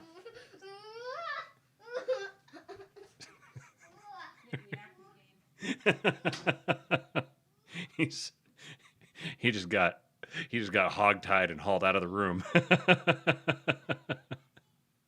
There you go. You guys got your Beastwood fix for the day. He told me, he wanted me to tell you guys about the birdhouse. He told me multiple times before I came upstairs. He's like, remember, tell the people about my birdhouse so they know about it. And then I completely forgot. All right, back to JD. You know, growth doesn't matter. If you don't have growth, if you don't have prosperity, then obviously a lot of people will suffer. But, you know, a friend of mine made this observation. He called it economic piety, which, you know, it's a play on words, Piety. Okay, yeah. Which this idea is that. Okay, hold on. I need to get back into it. Almost everything in politics is about economics. That's our main preoccupation, economics. And the moral order, that's private. That's right. Well, that's stayed in my mind ever since. That's a really insightful thing. And you were catching that, I think, as you look at how we measure the value of life and how much of political discourse is about GDP. And it's read through an economic lens almost exclusively. That's right. And how problematic that is. Let's talk about that a little bit. Yeah, and it's not to say that, you know, growth doesn't matter. If you don't have growth, if you don't have prosperity, then obviously a lot of people will suffer. But, you know, a friend of mine made this observation. He called it economic piety, which, you know, it's a play on words, Piety. Which this idea is that we have become so obsessed with the economic measurements that's how we judge ourselves. That's how we judge our success as policymakers. And like fundamentally, let's just take like a very simple example. When let's say you have a young married couple, both are in the labor force, okay? Let's say mom gets pregnant, they have their first child, and like a majority of American women, right? If you actually look at the data, what most American young moms say that they want is that they want to spend a little bit more time with their kids when the kids are young, but they also want to have access to their career, okay? Yeah. Economically, right? If you're purely measuring it by the economic statistics, the very best thing is for that young mom to literally go back to work the day after she has the baby. So and this is like, obviously, it's an absurd argument that's meant to illustrate something, which is that if you obsess purely on what you're measuring economically, then you can come to all these like very distorted conclusions. And you will sometimes hear, as absurd as that example is, obviously we want, you know, even the moms who want to go right back to their careers need a couple of weeks just to recover from obviously the stress. He's speaking from personal experience right now, which I guess I should have mentioned that. Many years to Alec Neil Vance, the young man born with a Norwood, straight out of the womb, Norwood maxing. Speaking of economics, please, folks, please do tip your streamer. I forgot to put the tips link in there, so I'll type it out here. But please do tip your streamer. Tips.kingpill.com. Keep the show going. They're delivering a baby. But sometimes, you know, you will hear politicians on the other side say things like, well, you know, abortion is really good because if you didn't have abortion, then you'd have way too many women who weren't able to join the workforce. Well, wait a second. If that's our argument here, our argument is that it's good because it allows people to join the workforce, then we have made an idol out of the American corporation. We've made an idol out of economic growth. And again, that is what I think is a deeply anti-Christian idea, because the economy exists to serve the human person. Yes. We don't order our society so that we have a line on a chart go up. And if you do, then it leads to a lot of absurd outcomes.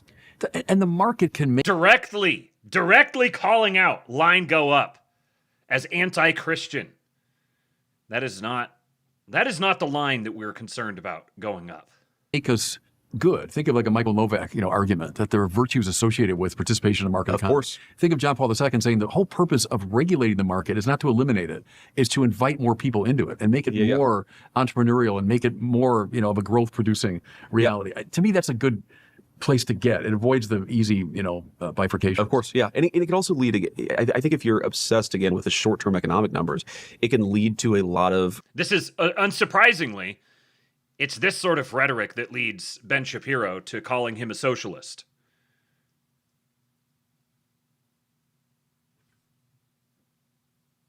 He could only have gotten that idea from Benjamin Netanyahu. Hey, mate! Hey, mate! Hey, mate!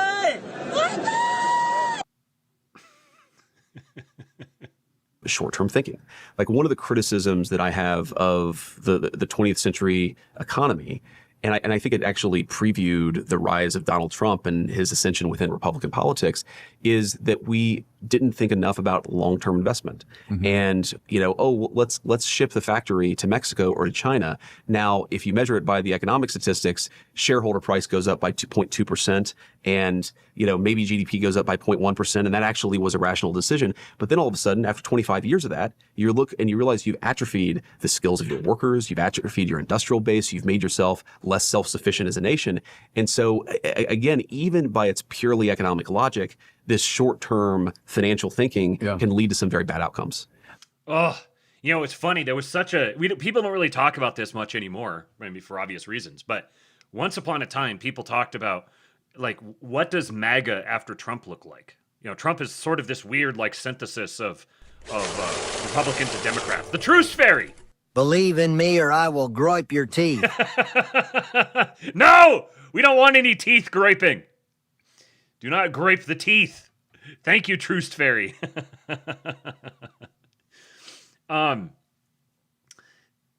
We talk about Trump being this kind of weird synthesis of Republican and Democrat politics, and then people are like, well, what is MAGA after Trump? Well, J.D. Vance is MAGA after Trump.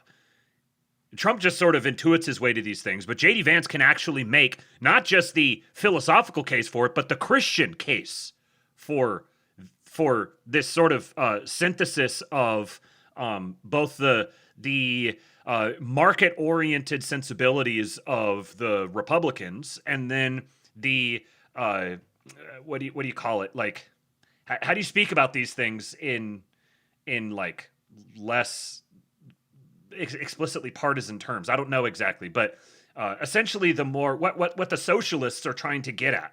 Essentially, the caring for the poor, the providing the social safety net, the ensuring that the Creek Dork. Come on now. I just got here. Wooted. I must keep going. Thank you for the $100, Creek Dork. What a patriot. You missed Beastwood, and you missed Mir and Chuck now Gen Xing out over in the YouTube chat. He says, I'm going to give you all Gen X levels of crap in the VC tonight. Make sure you go join the King Pill Discord, kingpill.com.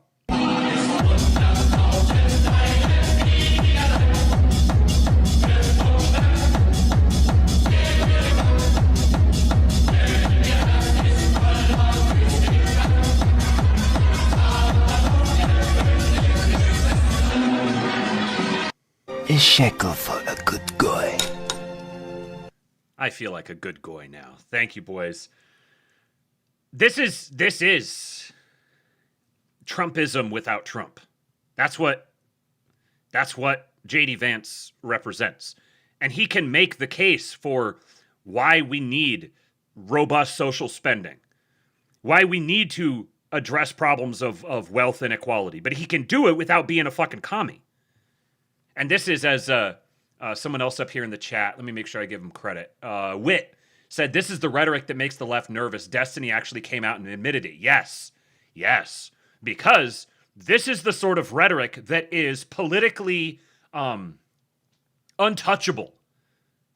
This is the sort of rhetoric that leads to 49 state victories in presidential elections.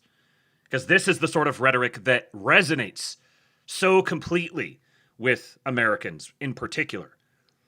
And also, furthermore from that, this is the rhetoric that makes the left nervous. They see him as a threat. They see him as scary. They see him as sinister. That ought to explain to you where all of these so-called right-wingers who see him as sinister, why they do. If you have that knee-jerk like, oh, J.D. Vance is sinister reaction, you might be a leftist. Let's say that for a second. I'm intrigued by how the two great parties in our country, have changed a lot in the last maybe 25 years. Sure. How did Trump most change the party of, let's say, Ronald Reagan? The first election I was able to vote in was Reagan, 1980. Yeah. I was 20. And, the people that trained me were very much shaped by JFK and the Civil Rights Movement and the Peace Corps. And sure. my generation, it was Watergate, it was the end of the Vietnam War, Yeah. it was the Carter malaise, et cetera. For our generation, my generation, Reagan comes along as this great, sunny, optimistic figure that does bring the country back to greater economic health and so on.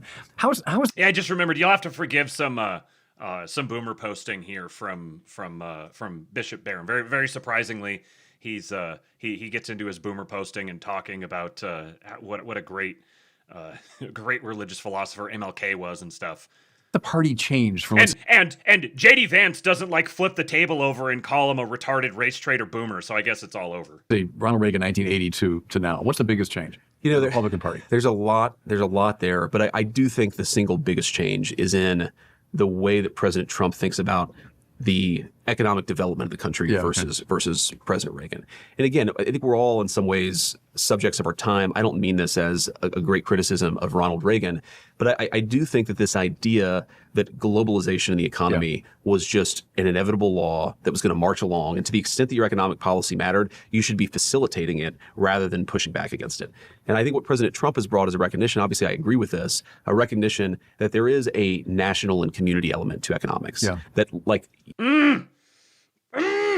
There's a national and community element to economics. Man, this is he's very casually, almost surreptitiously, you might say, BTFOing Reaganomics. So he's talking to a guy who's a boomer sitting in front of him just lauding Ronald Reagan.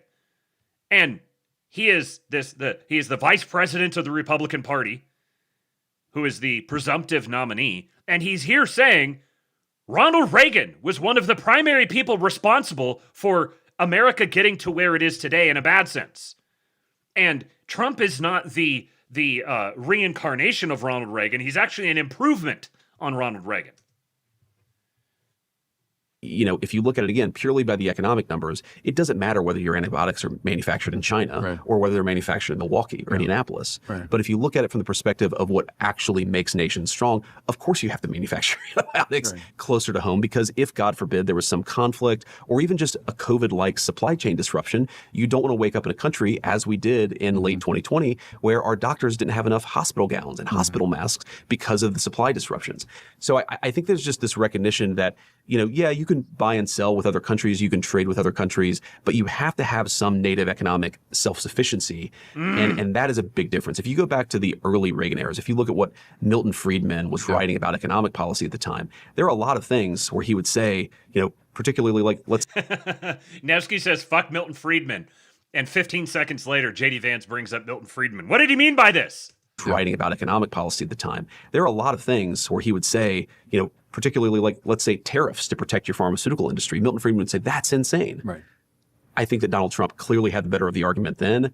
I don't know how you even, again, I'm biased, but now the president saying, of course we have to protect our pharmaceutical industry, our steel industry, that has now, I think, become almost conventional wisdom, to the point where, you know, one way of measuring success politically is at what point does a given idea become broadly accepted? Yeah. And then it's just a question of how to accomplish it. So if you go back to, you know, one of Reagan's great successes, Bill Clinton famously said the era of big government is over, right? He had sort of won that argument to the point where even the Democrats were mirroring his talking points. If you look today in 2026, Democrats may disagree about how we're doing it, but everybody pretty much agrees we have to bring more of our industry back to the United States of America. We have to be more self-sufficient. It's funny you mentioned Milton Friedman. I'm dating myself, but I remember this interview with Phil. There are a lot of like, if you take your sort of generic kind of blue state, kind of maybe blue dog Democrat inclined, 50 to 60-year-old Catholic lib, kind of like a normie lib. That's the type of person that J.D. Vance is just going to clean up electorally.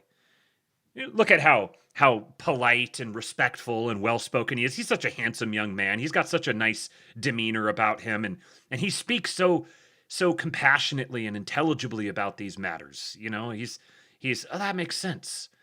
That makes sense. Yeah. Of course you have to of course you have to protect your native industries. This isn't tyranny. This isn't you know, of course having a social nationalism is just common sense.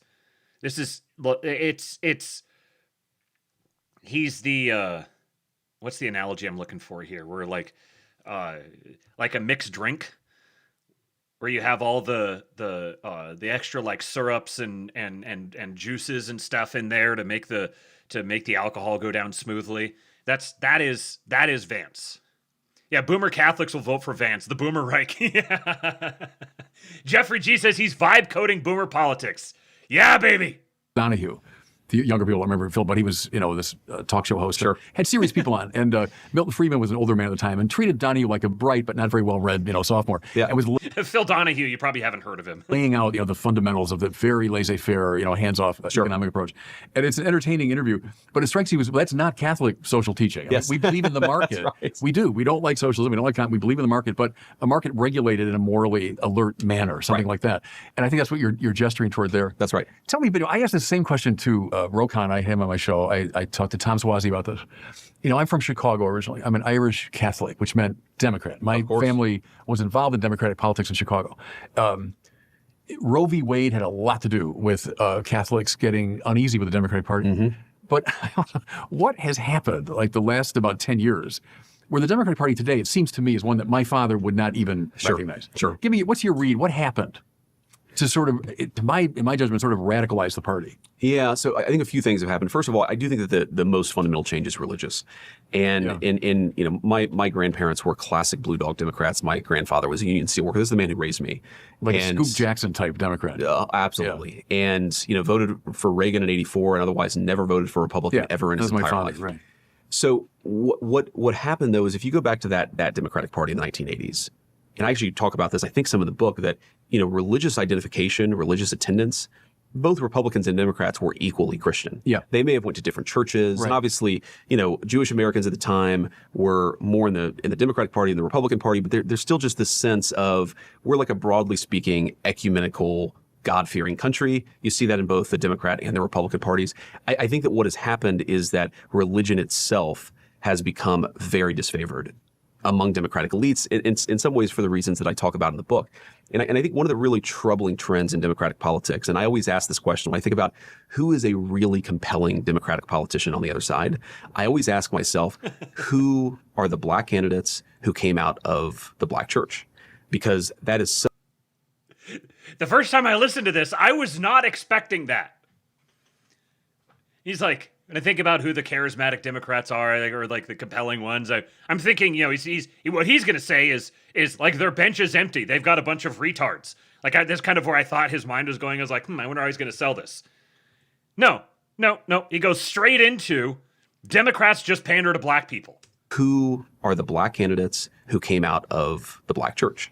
Because that is such a core anchor of the Democratic Party in this country. And if you look today, like go to the U.S. Congress and ask yourself, what Democrats under 50 came out of the black church? The answer may be none. You won't find any. The answer may be none. So I do think that what has happened is that Christianity has always had this moderating influence on politics, and unfortunately, the Democrats have become less and less comfortable with any sort of religious role in politics. And I think that's, again, as Jesterson said, that doesn't mean they believe in nothing. This is he's so slick. He's talking past the close on this.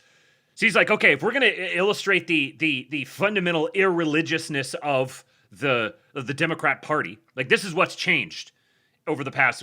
Bishop Barron asked him what's happened to the Democrat Party. Well, what has changed is the Democrat Party is oriented around black people and pandering to black people and the interests of black people.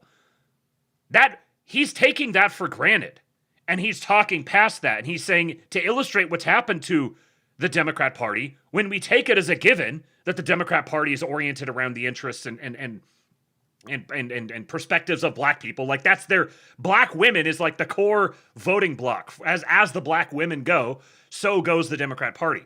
And what we've seen is it used to be that black politicians came out of the black churches. So they at least had a lip service or an affinity for, or saw themselves publicly as Christians.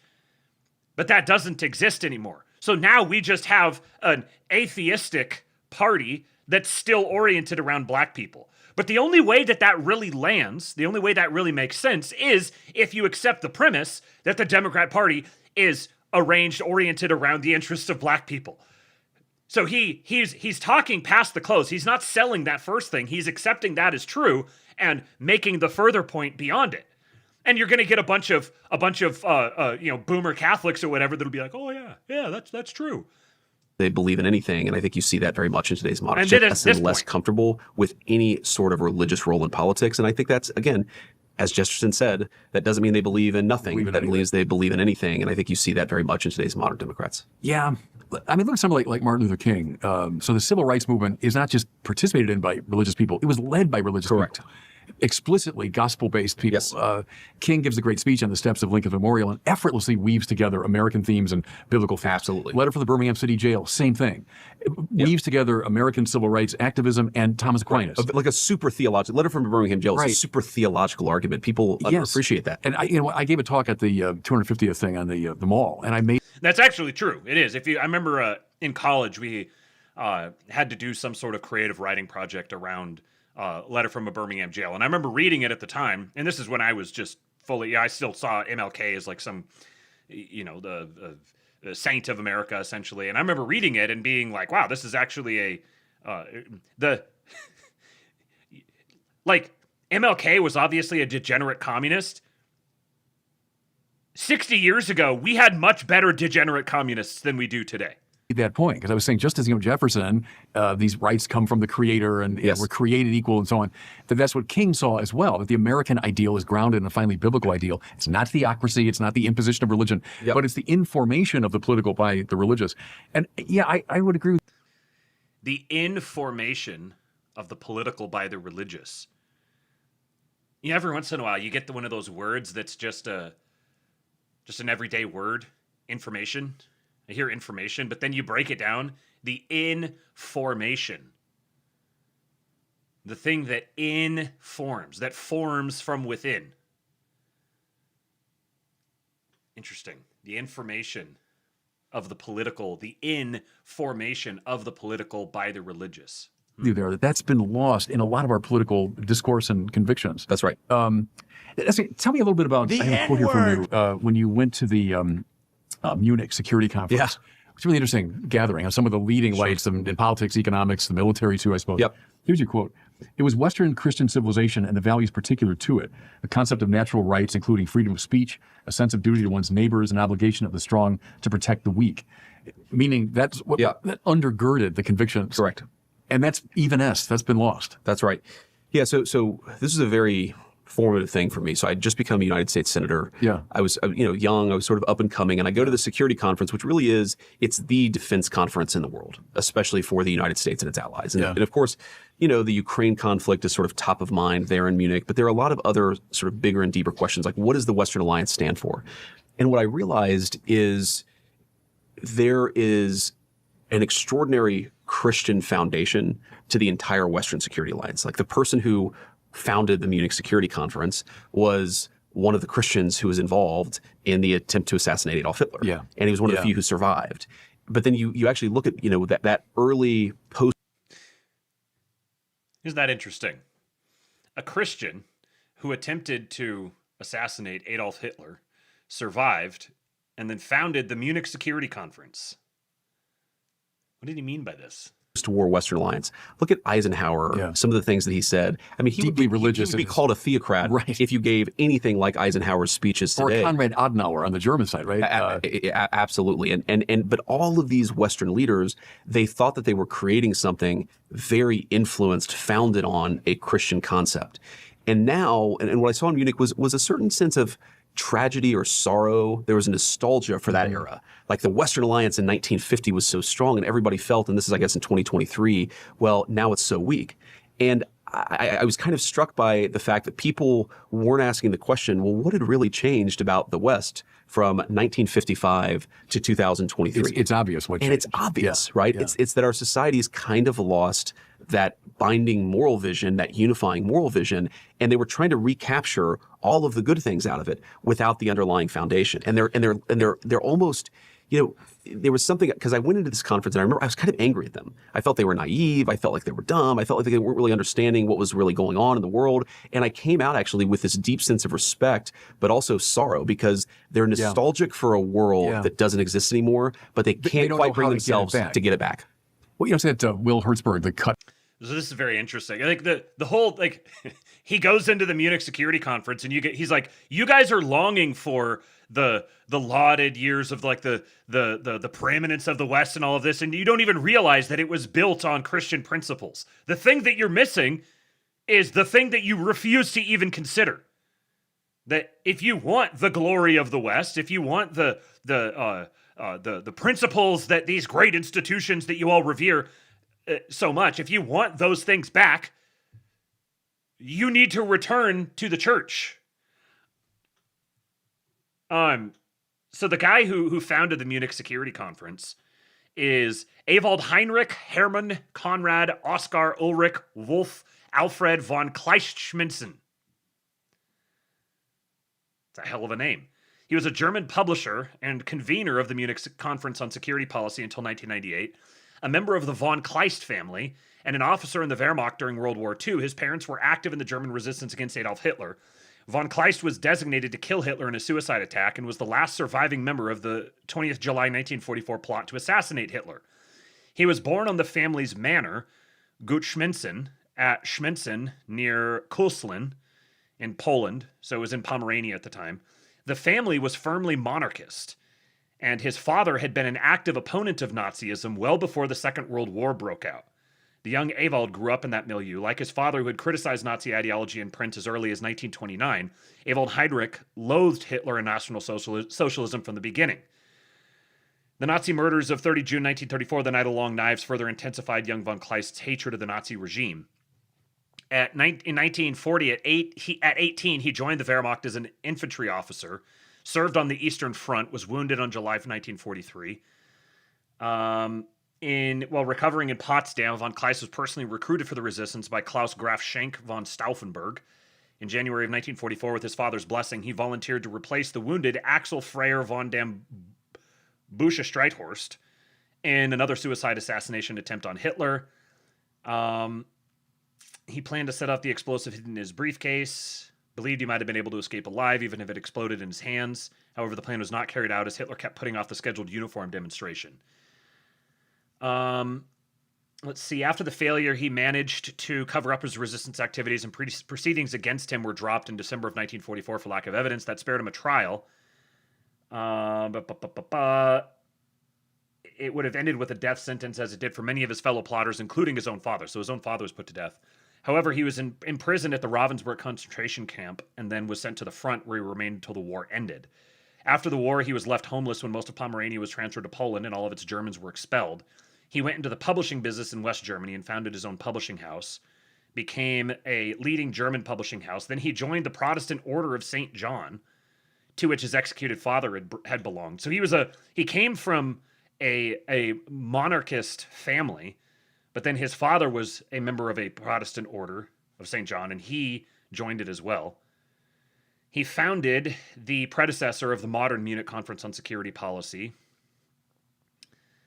And yeah, it doesn't have anything else. Let's see. He remained active in German public life after the war and expressed his views openly on a variety of subjects, including the German armed forces and unilateral nuclear disarmament. So very interesting character. Ewald Heinrich von Kleistschminzen. Flowers theory, that if you cut flowers, you put them in a vase, they'll look fine for a while, but then they'll die in short order. Exactly. They're cut off from their base. Yes. Well, the same thing with the great moral values and political values that inform people like Eisenhower and Adenauer and that generation. They were rooted in the ground of Christian faith. Correct. Now cut them out. Human rights and the freedom and the individual, and put them in the water. Yeah, they look good for a while, but they are going to fade. Yes. And that's what you noticed, huh? That's exactly right. And my little sermon on that point, and it's self-reproachful here, is I think the church has lost their nerve. Mm-hmm. The church that I came of age in, so not because of Vatican II, but after Vatican II, was a hand-wringing church. It was an apologetic church. It was unsure of itself. Yes. But the church of the era you're invoking, it's a time of also like a Reinhold Niebuhr, right? The theologian of Paul Tillich comes to mind too. Thomas Merton, Fulton Sheen. Of course, We're going to edify him soon. But these sort of confident Christian voices that were drawing upon the Bible and Augustine and Aquinas, the great people, they were applying it to the political conversation in a robust way. The church I came of age in was this hand-wringing, I'm not sure, we're here to listen to the culture, I'm not here to impose upon you. That was a disaster. I agree. It seems to me. And what you're saying, and I really agree with it, both are stronger when, right? Both religion and politics are stronger when they're in a robust, confident dialogue with each Yes. other. And religion rightfully claims its place as the ground, the fertile ground out of which these values emerge. Augustine would have held that. Aquinas would have held that. Thomas Jefferson held it in his own Enlightenment that's way. right. Martin Luther King clearly held it, right? That would be my diagnosis. End of sermon on that. Yeah, But- no, I totally agree. And this is, again, I think this scares certain non-religious people because they say, okay, Senator J.D. Vance, when I was a senator, I'm going to pick up the phone and call Bishop Barron to tell me how to vote on a particular piece of legislation. No, that's not what we're talking about. What we're talking about is a more morally and spiritually assertive church. Right. And the country just needs it. And there are all these reasons why I wrote this book. I think the main reason I wrote this book is because I was trying. Wit on Venmo has sent 1488. Says, Holy Roman Emperor Vance, my liege. So true.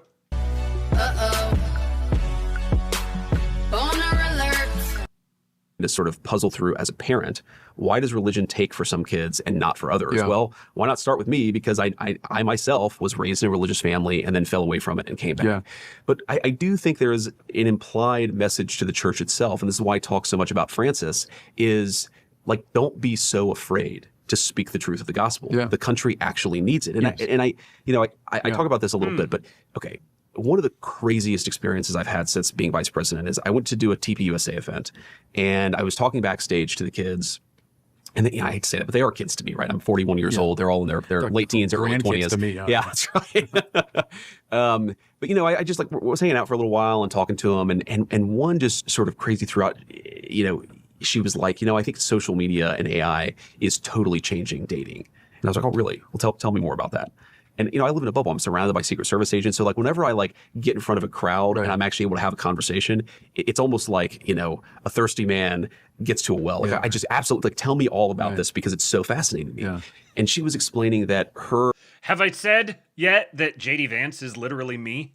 and her friends, the way that they were engaged in text conversations with boys that they were seeing was to feed the conversation into ChatGPT and then to have ChatGPT spit out. It's like Cyril the Bergerac, right? And I'm like, whoa, this is so this is sad. crazy. And then I realized actually talking to these kids, because some of them were, they were actually close to getting married. Some of them were dating. Some of them were just very, very down on, and it was almost like an itch had been scratched because all of them just all of a sudden were telling me what a bad situation there was in the dating culture. And I realized, Imagine being able to just hang out with JD Vance at the behind the scenes at a TPUSA event and just brain dump on him about your dating life. that the technology that actually brings man and woman together successfully is the church. Yeah. And yet, so you have young people who are using ChatGPT and they don't want to. And meanwhile, you've got a church that actually is really good on this stuff and is an amazing institution to bring young men and women together, and yet still feels to me a little bit like what you talked about, sensitive or almost, there's a lack of self-confidence that I see in the church. But the country needs a more assertive church, I think, to get back on track. Yes. Pope Benedict said that what people want out of a priest, he was saying, it's not, social worker, it's not psychologist, someone to hold your hand. They want a master in the spiritual life. Yes. I thought, right. Now, of course, who was his great hero? Augustine. Yeah. And what young people, anybody, but especially young people want, they want a guide. It doesn't mean someone imposing himself and all that, proselytizing it, not that. But someone that with confidence can say, like what we talk about at the outset of this conversation, there's certain dynamics in the spiritual life that the great masters have known forever, and things that are making us very unhappy. The church has a lot to say about that. Yes. Here is why, And so, an assertive church in that good sense, absolutely, I think is what we want. That's right. Hey, tell me a little bit. I was very intrigued by, famously, you're one of the last people to see Pope Francis alive. Yeah. And he asked to see you, and you're very moved by that. And here's the very frail man, literally about to die, had a conversation with you. But then afterwards, you sat down, I think it was Cardinal Parolin and some of the other. Yeah, Jeffrey. The technology that brings a man and woman together is the church. That is a quote from the vice president. From the heir apparent. And you've got niggas out here trying to tell me this dude is some sort of subversive agent sent to enslave us to the robots. You guys are out of your minds. Foreign policy people. And you just felt that they didn't get beyond, I think, as you put it, trite platitudes. Yeah. It kind of speaks to our earlier part of the conversation, but say a bit more about that. Is what was dysfunctional in that conversation? Yeah, so I should say it's Also, shout out to Jeffrey for joining the King Pill Discord. Welcome, sir. the Archbishop there, who's from, I think he's from Ireland, Paul Gallagher. Yeah. So, he and Cardinal Parolin, I've spent a fair amount of time with them over the past year and a half. I have a lot of respect for them. But I also think that there was, in the first meeting that I ever had with them, I found Cardinal Parolin particularly fascinating, especially when it's just you and him one-on-one.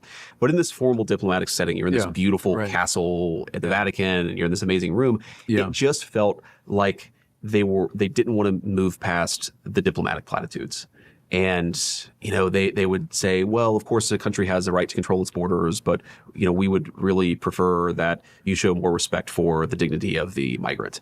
And it's like, okay, Father. Which seemed everyone of goodwill would agree with that. Exactly. Like, Father, I don't disagree with that. Yeah. But, let's talk. What do you actually mean here? Or here's my basic summary of that is again, I think that there is an impulse within the church that is very comfortable in dealing with the highest level of generality, because then it's not challenging to anybody. Right. But I think what the country actually needs, what society, what the entire world actually needs, again, is not, there's like the nitty gritty, we don't need the Pope to be the president or a king, but we, I think, need more than the level of generality that we currently see coming out of the clergy today. And that's, of course, a difficult balance to strike. You get sometimes too close to the details, sometimes too general. But I feel very strongly that right now the current hierarchy is way too uncomfortable dealing with anything other than abstraction. And that just really has to change. And I'm the vice president of the United States, encouraging them to be more active, even though I know it will mean they sometimes are going to be more critical of the things that I do or the things the administration does. The conversation is very important. And I think, Pope Leo obviously is very new in his pontificate. He's a very young man. Obviously, he understands American culture better than any pope in history. I really hope that he actually changes this. Because I think that he's clearly a brilliant guy. He's clearly a very holy man. Augustinian. He's an Augustinian. And I think that at its best, he could make the church. Suda's in the chat. Agitprop Master says, man, Rare Vance got in shape. Yeah, got a haircut too. This is his, he's like Batman, This is his public persona. This is his Bruce Wayne. And then on his, at night, he goes out as Rare Vance. Engage with the world in a much more direct way. And, we'll see. I think you see signs of that happening. I thought the AI encyclical was very, very good. But I think that is what the world actually needs out of the church in this moment. It is in a period of crisis. And the church, in some ways, is in a technological age. It's the most ancient technology that's ever existed. And the reason it survived this long is because it actually works. Yeah. Let me, in the remaining minutes, shift back into maybe more personal. Sure. How do you pray? What's your prayer life like? Yeah, I'm trying to get better on this. This is one of these things where you get out of practice on it, and it's hard to fully get back into practice. But you got to take the time. Thomas Merton, someone asked him, what's the one thing I can do to improve my prayer life? And Merton said, take the time. Yes, that was the number one recommendation. That's right. So what I normally will do, and this is, a bit of practice, is in the morning, I will try to do a decade of the rosary, and then before I go to bed as well. And that's just kind of, do the Our Father, do the Glory Be, do the Hail Mary. Of course, pray with the kids before dinner time. But the thing that I'm trying to do a little bit more is to get the kids into it as well. So to say prayers before bedtime, but probably 80% of the time I fail on that because either bedtime is too chaotic or because I'm at the White House. So there's the thing one of the things that I lost from going from my Christian upbringing to becoming an atheist is that I just got out of practice with it. Yeah. And I found actually one of the things that really attracted me to Catholicism is that when I got back into prayer, it's like I didn't have a natural voice for prayer anymore. It's hard to describe, but it's like this is just, I saw there were some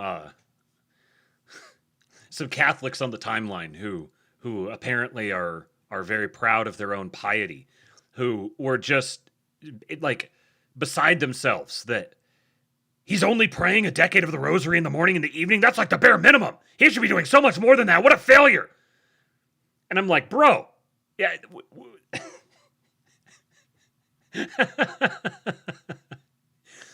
Do you know how easy it would have been for, first of all, far be it from me to publicly judge another man's prayer life. Like, I had to say a prayer for one of the guys I saw posting it when I saw it, because I was like, oh, yeah, I would not want to have that sort of tweet just sitting out there that I'm very publicly piety signaling about the prayer life of another man. Yeah, first of all, he's a freaking vice president. He's a father with multiple children who converted as an adult within the last decade and is the vice president. The fact that he's spending any time with his family at all is a minor miracle. But yeah, wow, you don't pray enough. I pray way more than you. Seriously. How easy would it be for him to answer this question with, he says, well, what's your prayer life like? And he could literally just make anything up. He could say anything. And he could give some sort of like, oh yeah, here's what I do. And just like leave it at that. No, he immediately starts off with, yeah, not nearly enough. Like you could tell from the get-go, he's like, yeah, I'm not doing enough. I wish I was doing more. I'm trying to do more. I'm trying to get the kids involved. And then he goes into describing his own personal experience with prayer. He doesn't need to do this. If he's running some sort of like great Machiavellian scam and he wants to be he's presenting himself as this like super pious Christian and everything. He doesn't need to go do all of this. It makes for great conversation, sure, but like he wouldn't need to do it. The only reason he's doing it is because this is who he is. When I was 17 and I would get on my knees and clasp my hands together, I would know what to say. Yeah. When I was 28, I didn't know what to say anymore. But there are all these prayers that you just doing it, getting into the practice of it. And this is one of the things that I always encourage people to do is you don't have to be perfect. You don't have to have this like super eloquent prayer. Sometimes just doing it is the most important thing. Yes. And so that's what I try to do at least once in the morning and once at night. Practice your way in. It's just so perfect. Just a perfect depiction of the internet today. That we have a vice president who is talking to a bishop, going into detail about his own personal experience with prayer and his like, who among us isn't struggling with our prayer rule? This is the most relatable thing of all time.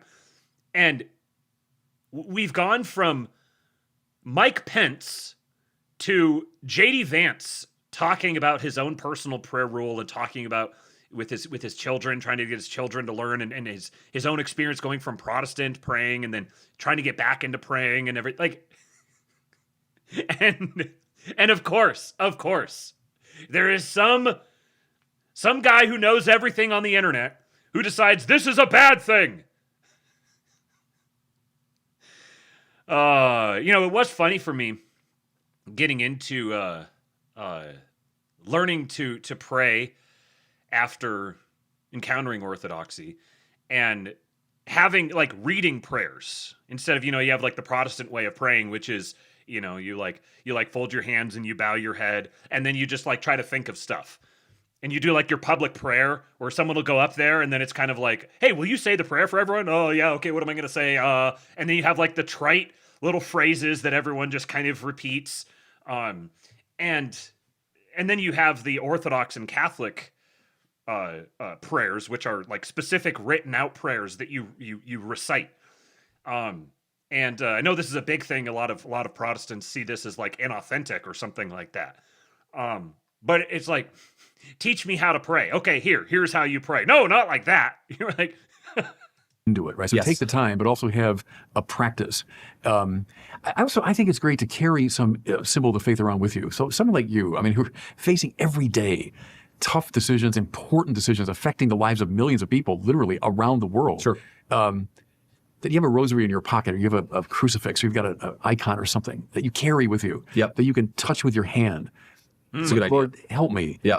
You're tempted or you're torn. What do I do? Lord, help me with this.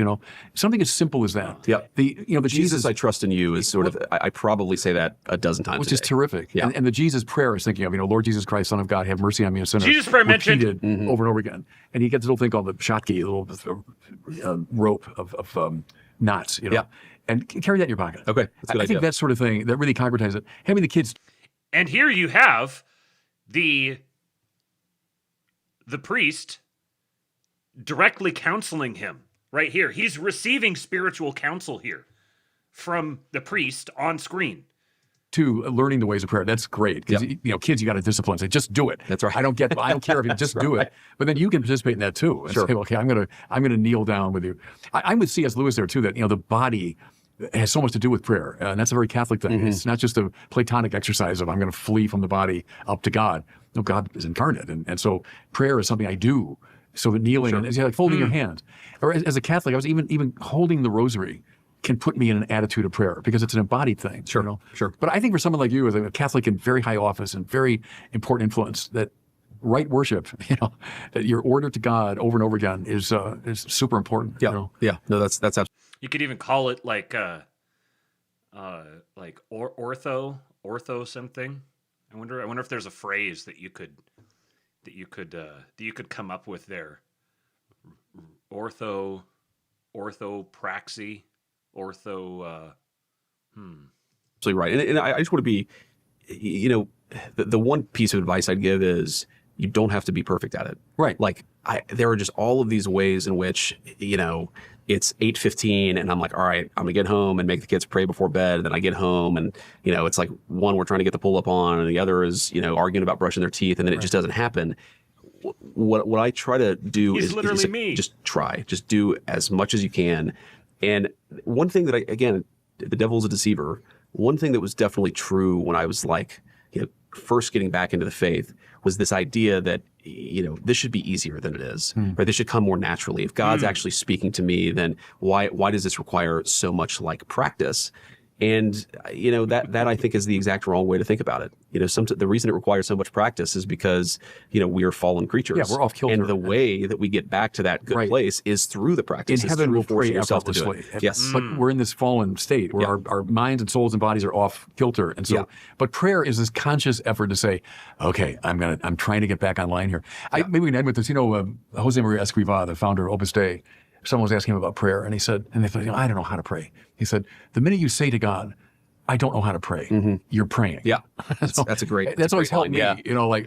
That's all you need to do is take the time, even to say, Lord, I'm lost. I don't know. That's Thomas Merton's famous prayer begins, my Lord God, I have no idea where I'm going. Yep. That's the opening line.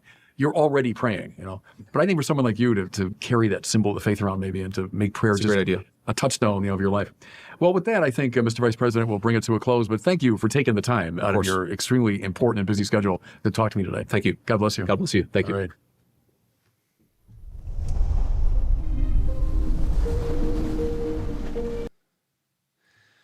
My vice president. Ian Carroll says, when I was raised RC and CCD, we never learned the Jesus prayer nor about iconography, so I'm surprised that's being suggested. Yeah. When Bishop Barron brought up the Jesus prayer, I was pleasantly surprised.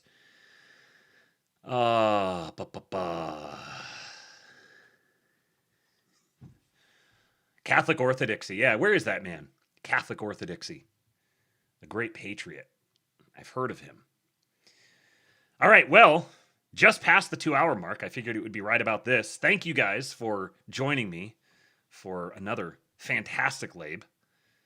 I appreciate every single one of you. Thank you for your contributions to keeping me gainfully employed and keeping my wife happy.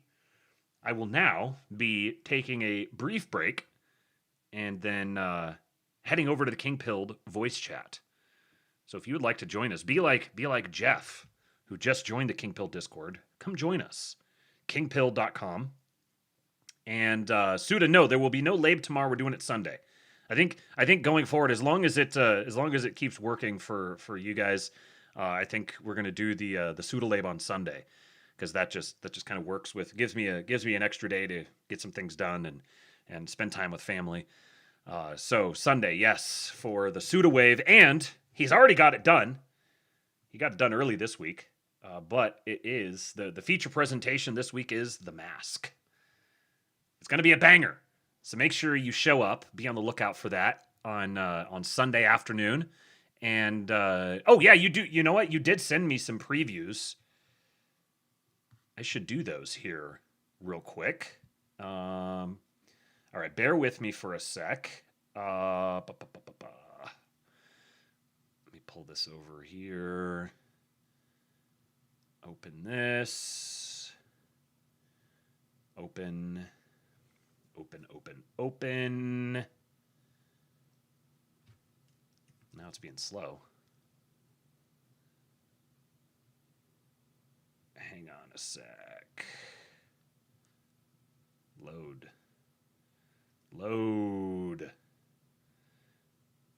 Okay, actually, you know what? There's going to be another few minutes here because I see there's some other things that you sent me, and I want to make sure that I play these as well. So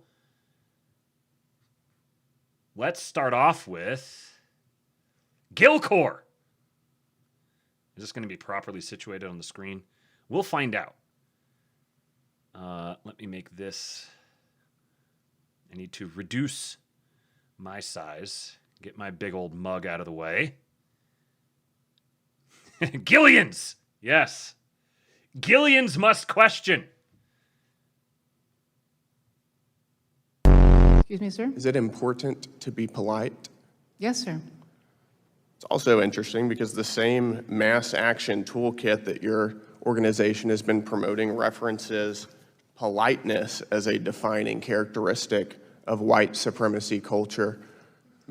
We are going to fucking kill you! That's right, Slutty Milk. Are you a white supremacist? You're an advocate for abortion, for abortion policy. What's your favorite type of abortion? I am an advocate for patients having access to the full He's realm so of ruthless. reproductive health care. But do you have a preferred method of abortion that you like? I do not. Let me read through a couple different methods, and I want to get your take on how much you like these. It's interesting because a lot of your thinking, as expressed by your public statements, is deeply infused with economic and cultural Marxism. Do you believe that America is addicted to white supremacy? I believe that I tweeted that, and as I've said earlier, I believe much of my thinking has evolved over the last half decade. It has evolved. Why did you tweet that? I don't recall the exact context, sir, so I wouldn't be able to say. Okay. Do you believe that America believes in black plunder and white democracy? I don't believe that, sir. You Don't know where tweeted statement that in comes from. reference to a book you were reading at the time, apparently, The Case for Reparations. I don't think I've ever read that book, sir. You tweeted about it. Did your office reduce charges against this illegal alien from a felon? Oh, that's so good. Apparently, The Case for Reparations. I don't think I've ever read that book, sir. You tweeted about it. His delivery is just exceptional. You tweeted about it. I got it right here. Did your office reduce charges against this illegal alien from a felony rape charge to a misdemeanor charge with a 90-day suspended jail sentence, in part because this was an illegal alien in question? No, this was evidentiary based. It was evident. It had nothing to do with the defendant's immigration status. Sir, when your testimony? If you read the policy, you'll see that. Did it have explicitly anything to carves do with out- the defendant's immigration status? It's just yes or no. Well, sir, it was based on the evidence. I'm asking you, was their immigration status part of the evidence? I don't believe yes, so, Yes sir. or no? You don't believe so? Your policy says that you shall consider their immigration Actually, status. sir, if you actually read the whole policy, it explicitly carves out Prosecutors cases. shall consider the collateral immigration consequences of the specific crimes the defendant is charged with and the detrimental impact that deportation removal has on the families. Is Mickey Mouse racist? He just baited the guy in and read the most damning statement ever. Detrimental impact that deportation removal has on the families. Is Mickey Mouse racist? Mickey Mouse is not racist. It's not racist. According to the Smithsonian Institution, one of your exhibits referenced Mickey Mouse as representing, quote, vestiges of long-standing traditions of blackface minstrels. Jeff! Gill-pilled. Gill-pilled, indeed. Living Dead says Tom Woods was mad as hell about this. Why the hell was... What's... I will never understand what has possessed these goobers. How do you get mad about this? He says, I've been told I should not trust him or like him, but I do, and I think he... Who the hell... What do you guys want? What do these people want? We've gone from a Republican Party of John McCain to a Republican Party of Brandon Gill, and this is still... Like nothing has changed? What are you talking? What reasons are people possibly giving for why we should? Is it because he has an Indian wife? Is that what it is? Is it really because he married a like wholly anglicized Indian wife. Yeah, these people just want to bitch. They're so pathetic, so unimpressive. See, would you describe that as racist? No, the historical trajectory of the origins of Mickey Mouse tie directly So Mickey Mouse is rooted in racism. Is that your testimony? No, sir, it's rooted in minstrelsy. Minstrelsy, and you don't think that blackface minstrelsy is racist? I said menstrual. Agitprop master, boys. Follow the man. Then, okay, Suda, you tell me, which one should we do first? Trump is wearing a Trump 2028 hat during his speech live? Oh, of course he is. All right, I guess I'm going to have a speech to cover on Monday. Gil 2. Hold on, where's Gil 2? Gil Core 2. Did you send it to me? I didn't see it. I'm scrolling your timeline right now.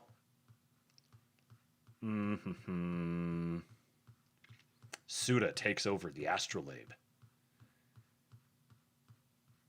Where is it?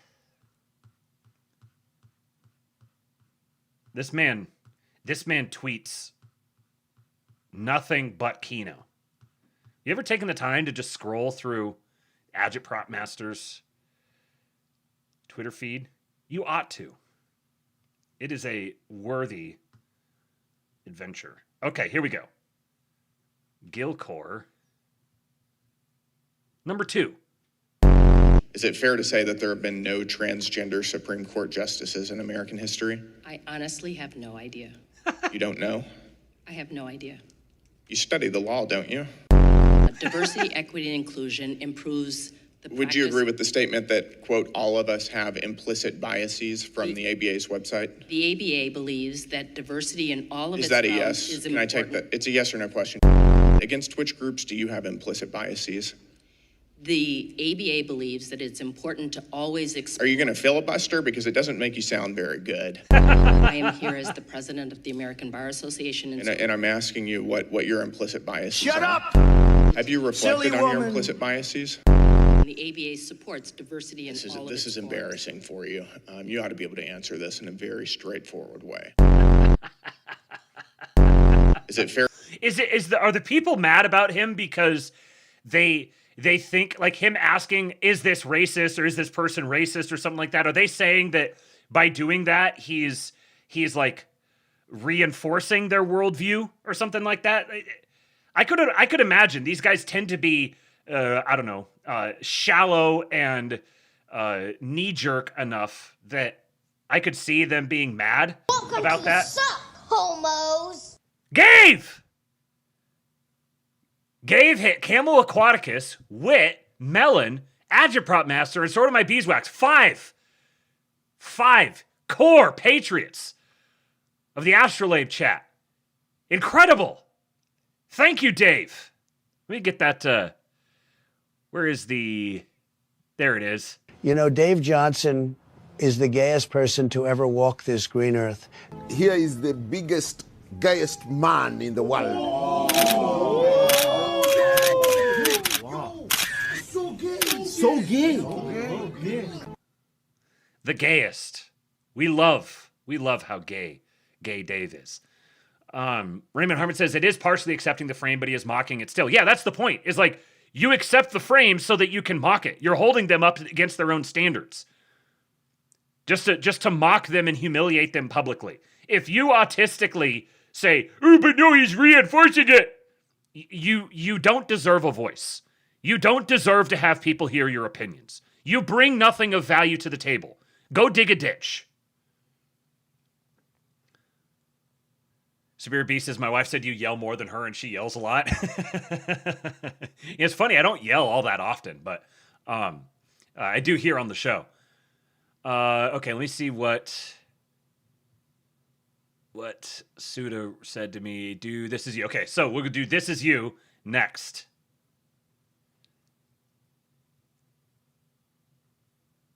This is also you. This is you. This is your sister, your wife, your daughter.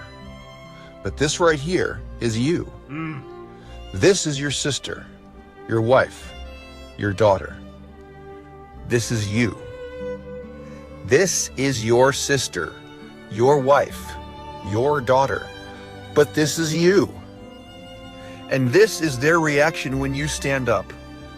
This is the terror they feel when your sister is red-pilled, when your children are patriotic, raised to love you.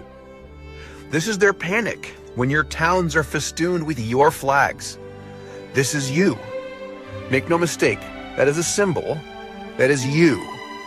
But this won't last a week, a month, a year, because our nation is so beautiful, our people so capable, and our goals so high that the only limits to our victory are the distance to the stars and the pull of Earth's gravity. These are your ancestors. These are your descendants. Your ancestors and your descendants are you. And these are the people who think they can stop you. The boats are burned. There's nobody coming to help. Except we've built boats before, and you are coming to help. The barbarians will always be at the gates. Rome is always falling. But the Anglo-Saxon kingdoms are always rising. Yes! What happens in your lifetime is going to determine the future of mankind. That's not hyperbole. It's just how it is. Carry on, patriots. We must build the boats! We know how to build the boats! Your president wants you to build a boat!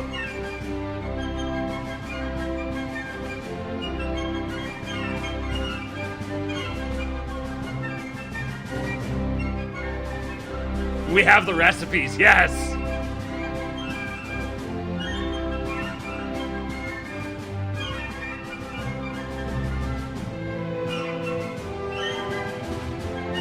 Goosebumps!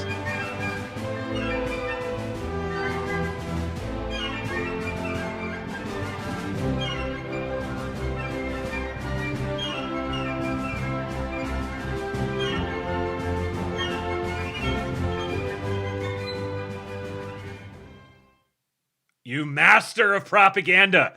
Skudovnevsky says, I got to get this to my little Wikipatriot. Yes, you need to be inundating your little Wikipatriots with pseudo content. He's cranking it out regularly. And lastly tonight, some fantastic pseudo content. Week 79 preview with a swing.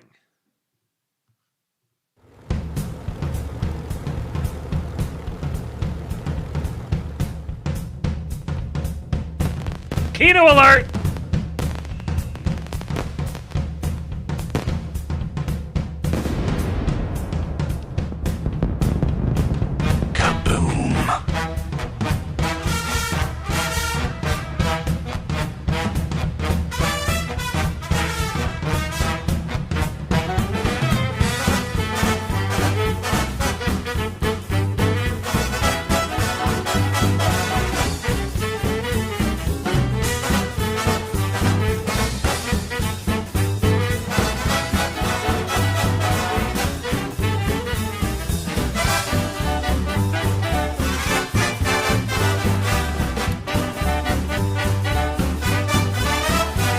Look at all these white boys get in motion. Some girls, too.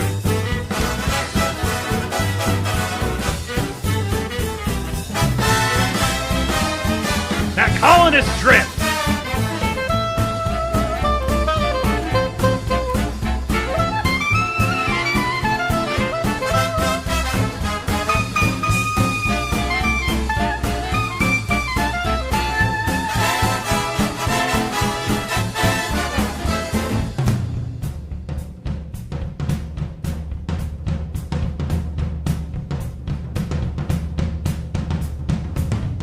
Imagine thinking white people can't dance. White males are way up. White males have gone through the roof. White males way up.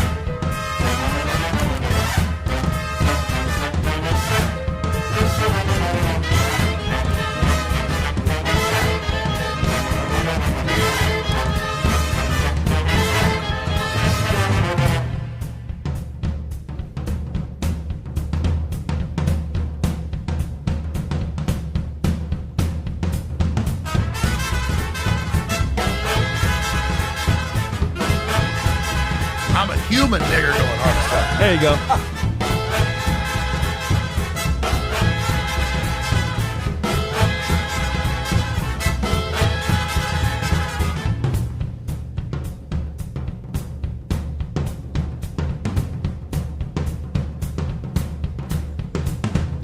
Jeffrey G says, I so want to colonize right now.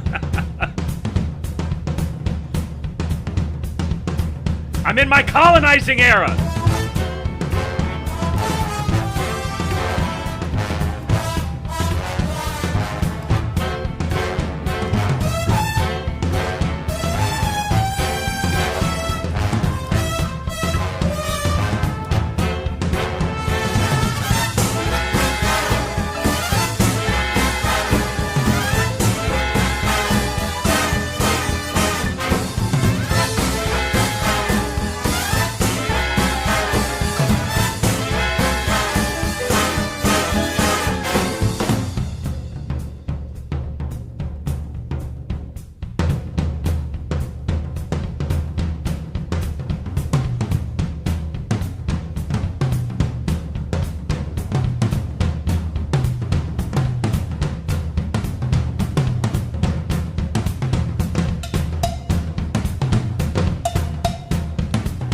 Night, Jeremy.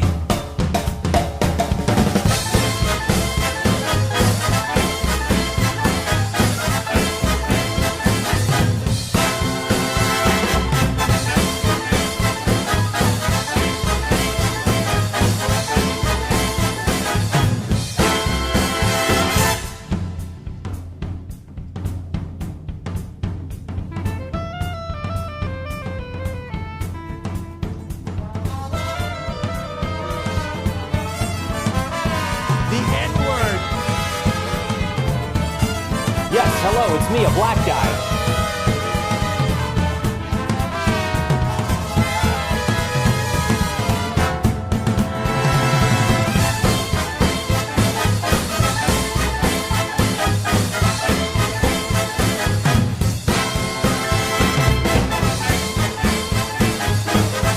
I can't do that.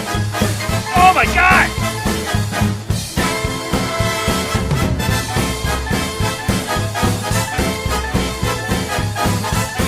What a pop!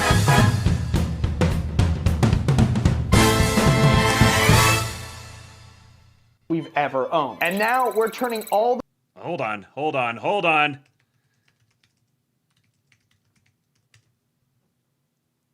Give me a second here.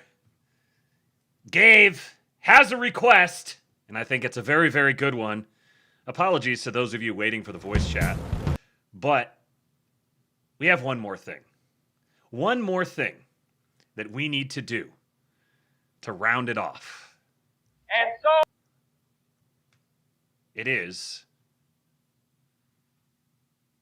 on the anniversary, the 1-year anniversary of Hulk's death, we get a little Real American.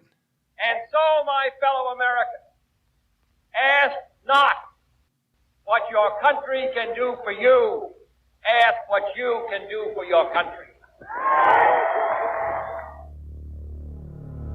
I am a real American. Fight for the rights of every man. I am a real American. Fight for what's right. Fight for your life.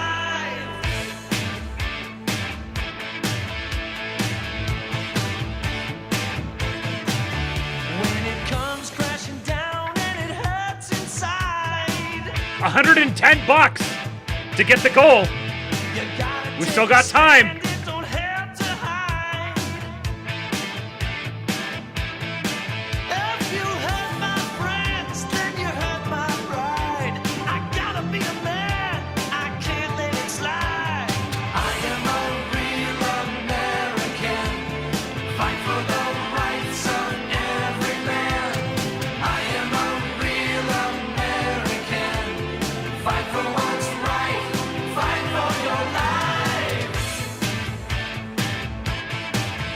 That's an American right there.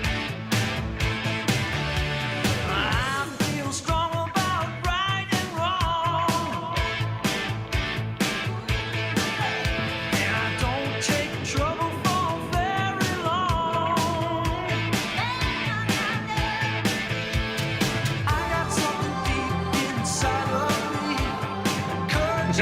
Giggity. keeps us free. I am a real American. I too have something deep inside me. Every man. I am a real American. Fight for what's right.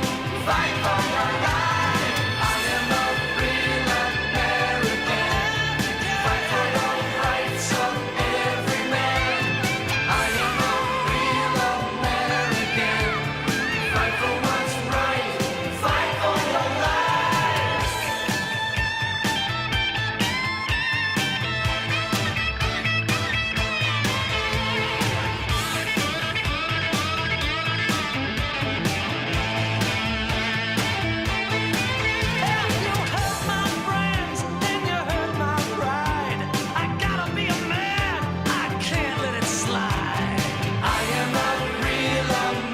Yeah, baby!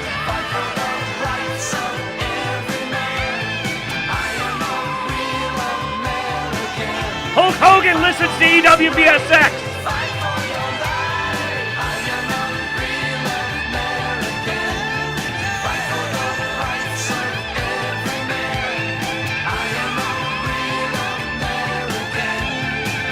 Gotta do it the American way. Train, say your prayers, eat your vitamins, be true to yourself, true to your country, be a real American. Whew. So true! So true, Mr. Hulkster, sir! Sunny Milk said, build a massive Hulk Hogan statue, Trump. Yes, Mr. President, we need it. We need a massive Hulk Hogan statue. Put it right there next to my president's big danger, also known as the Washington Monument. All right, now we are $110 away from the tip goal, and nobody else has volunteered to make up the difference. But Dave says in the chat, I never know how to tip on my phone. If no one else tips, I'll do the 110. The Dave Triet has volunteered to ensure that somebody makes a little money today. So we're going to consider the goal reached, take Dave at his word, and there is now $50 up for grabs for everyone who signed up over at forum.kingpill.com. Let me check, see if we need to update anything. We do not. We've got our crew here. Let me pull this down here and make this a little bit bigger. Let's see. No, that actually doesn't help anything. So let's do this and do a drawing now. So zoom this in. Oh, I forgot to check to make sure I wasn't showing anybody's information. I'm glad that I'm glad I didn't do that. All right. Rand between 1 and 29. Nobody else has signed up for the last week or so. So our answer is number 1, Retard Maxer. Retard Maxer, you have won $50 in the form of a gift card of your choosing. I will hit you up using the method of communication you gave to me. Find out what you want. Congratulations to Retard Maxer. Just goes to show that retard maxing is the way to live. Thank you, Dave. Thank you, Jeff. Thank you, Emperor Atreides. Thank you, Creek Dork and Troost Fairy. Thank you, Nevsky. Thank you, Dr. Doom Guy. I don't think I missed anyone. Thank you to all of you guys for your contributions to the show today. And congratulations, Retard Maxer. Thank you, Dave. I will see you guys on Sunday. On Sunday, we will suit a wave. For now, I am headed over into the King Pill Discord voice chat. Go join up, kingpill.com. And give me like 10 minutes or so to get in there. And we will voice chat until our voices give out. Who knows how late it'll go. Sometimes it goes until 4 or 5 in the morning. Sometimes it peters out around midnight. we'll see what happens tonight. So if you guys are in the King Pill Discord, head over to the voice chat now. I will join you shortly. The rest of you, you're missing out. But I guess I'll see you on Sunday for the Suda Wave. And until then, I will leave you with Hulk. When they took a shot at my hero, and they tried to kill the next president of the United States, enough was enough. And I said, let Trumpomania run wild, brother. Let Trumpomania rule again. Let Trumpomania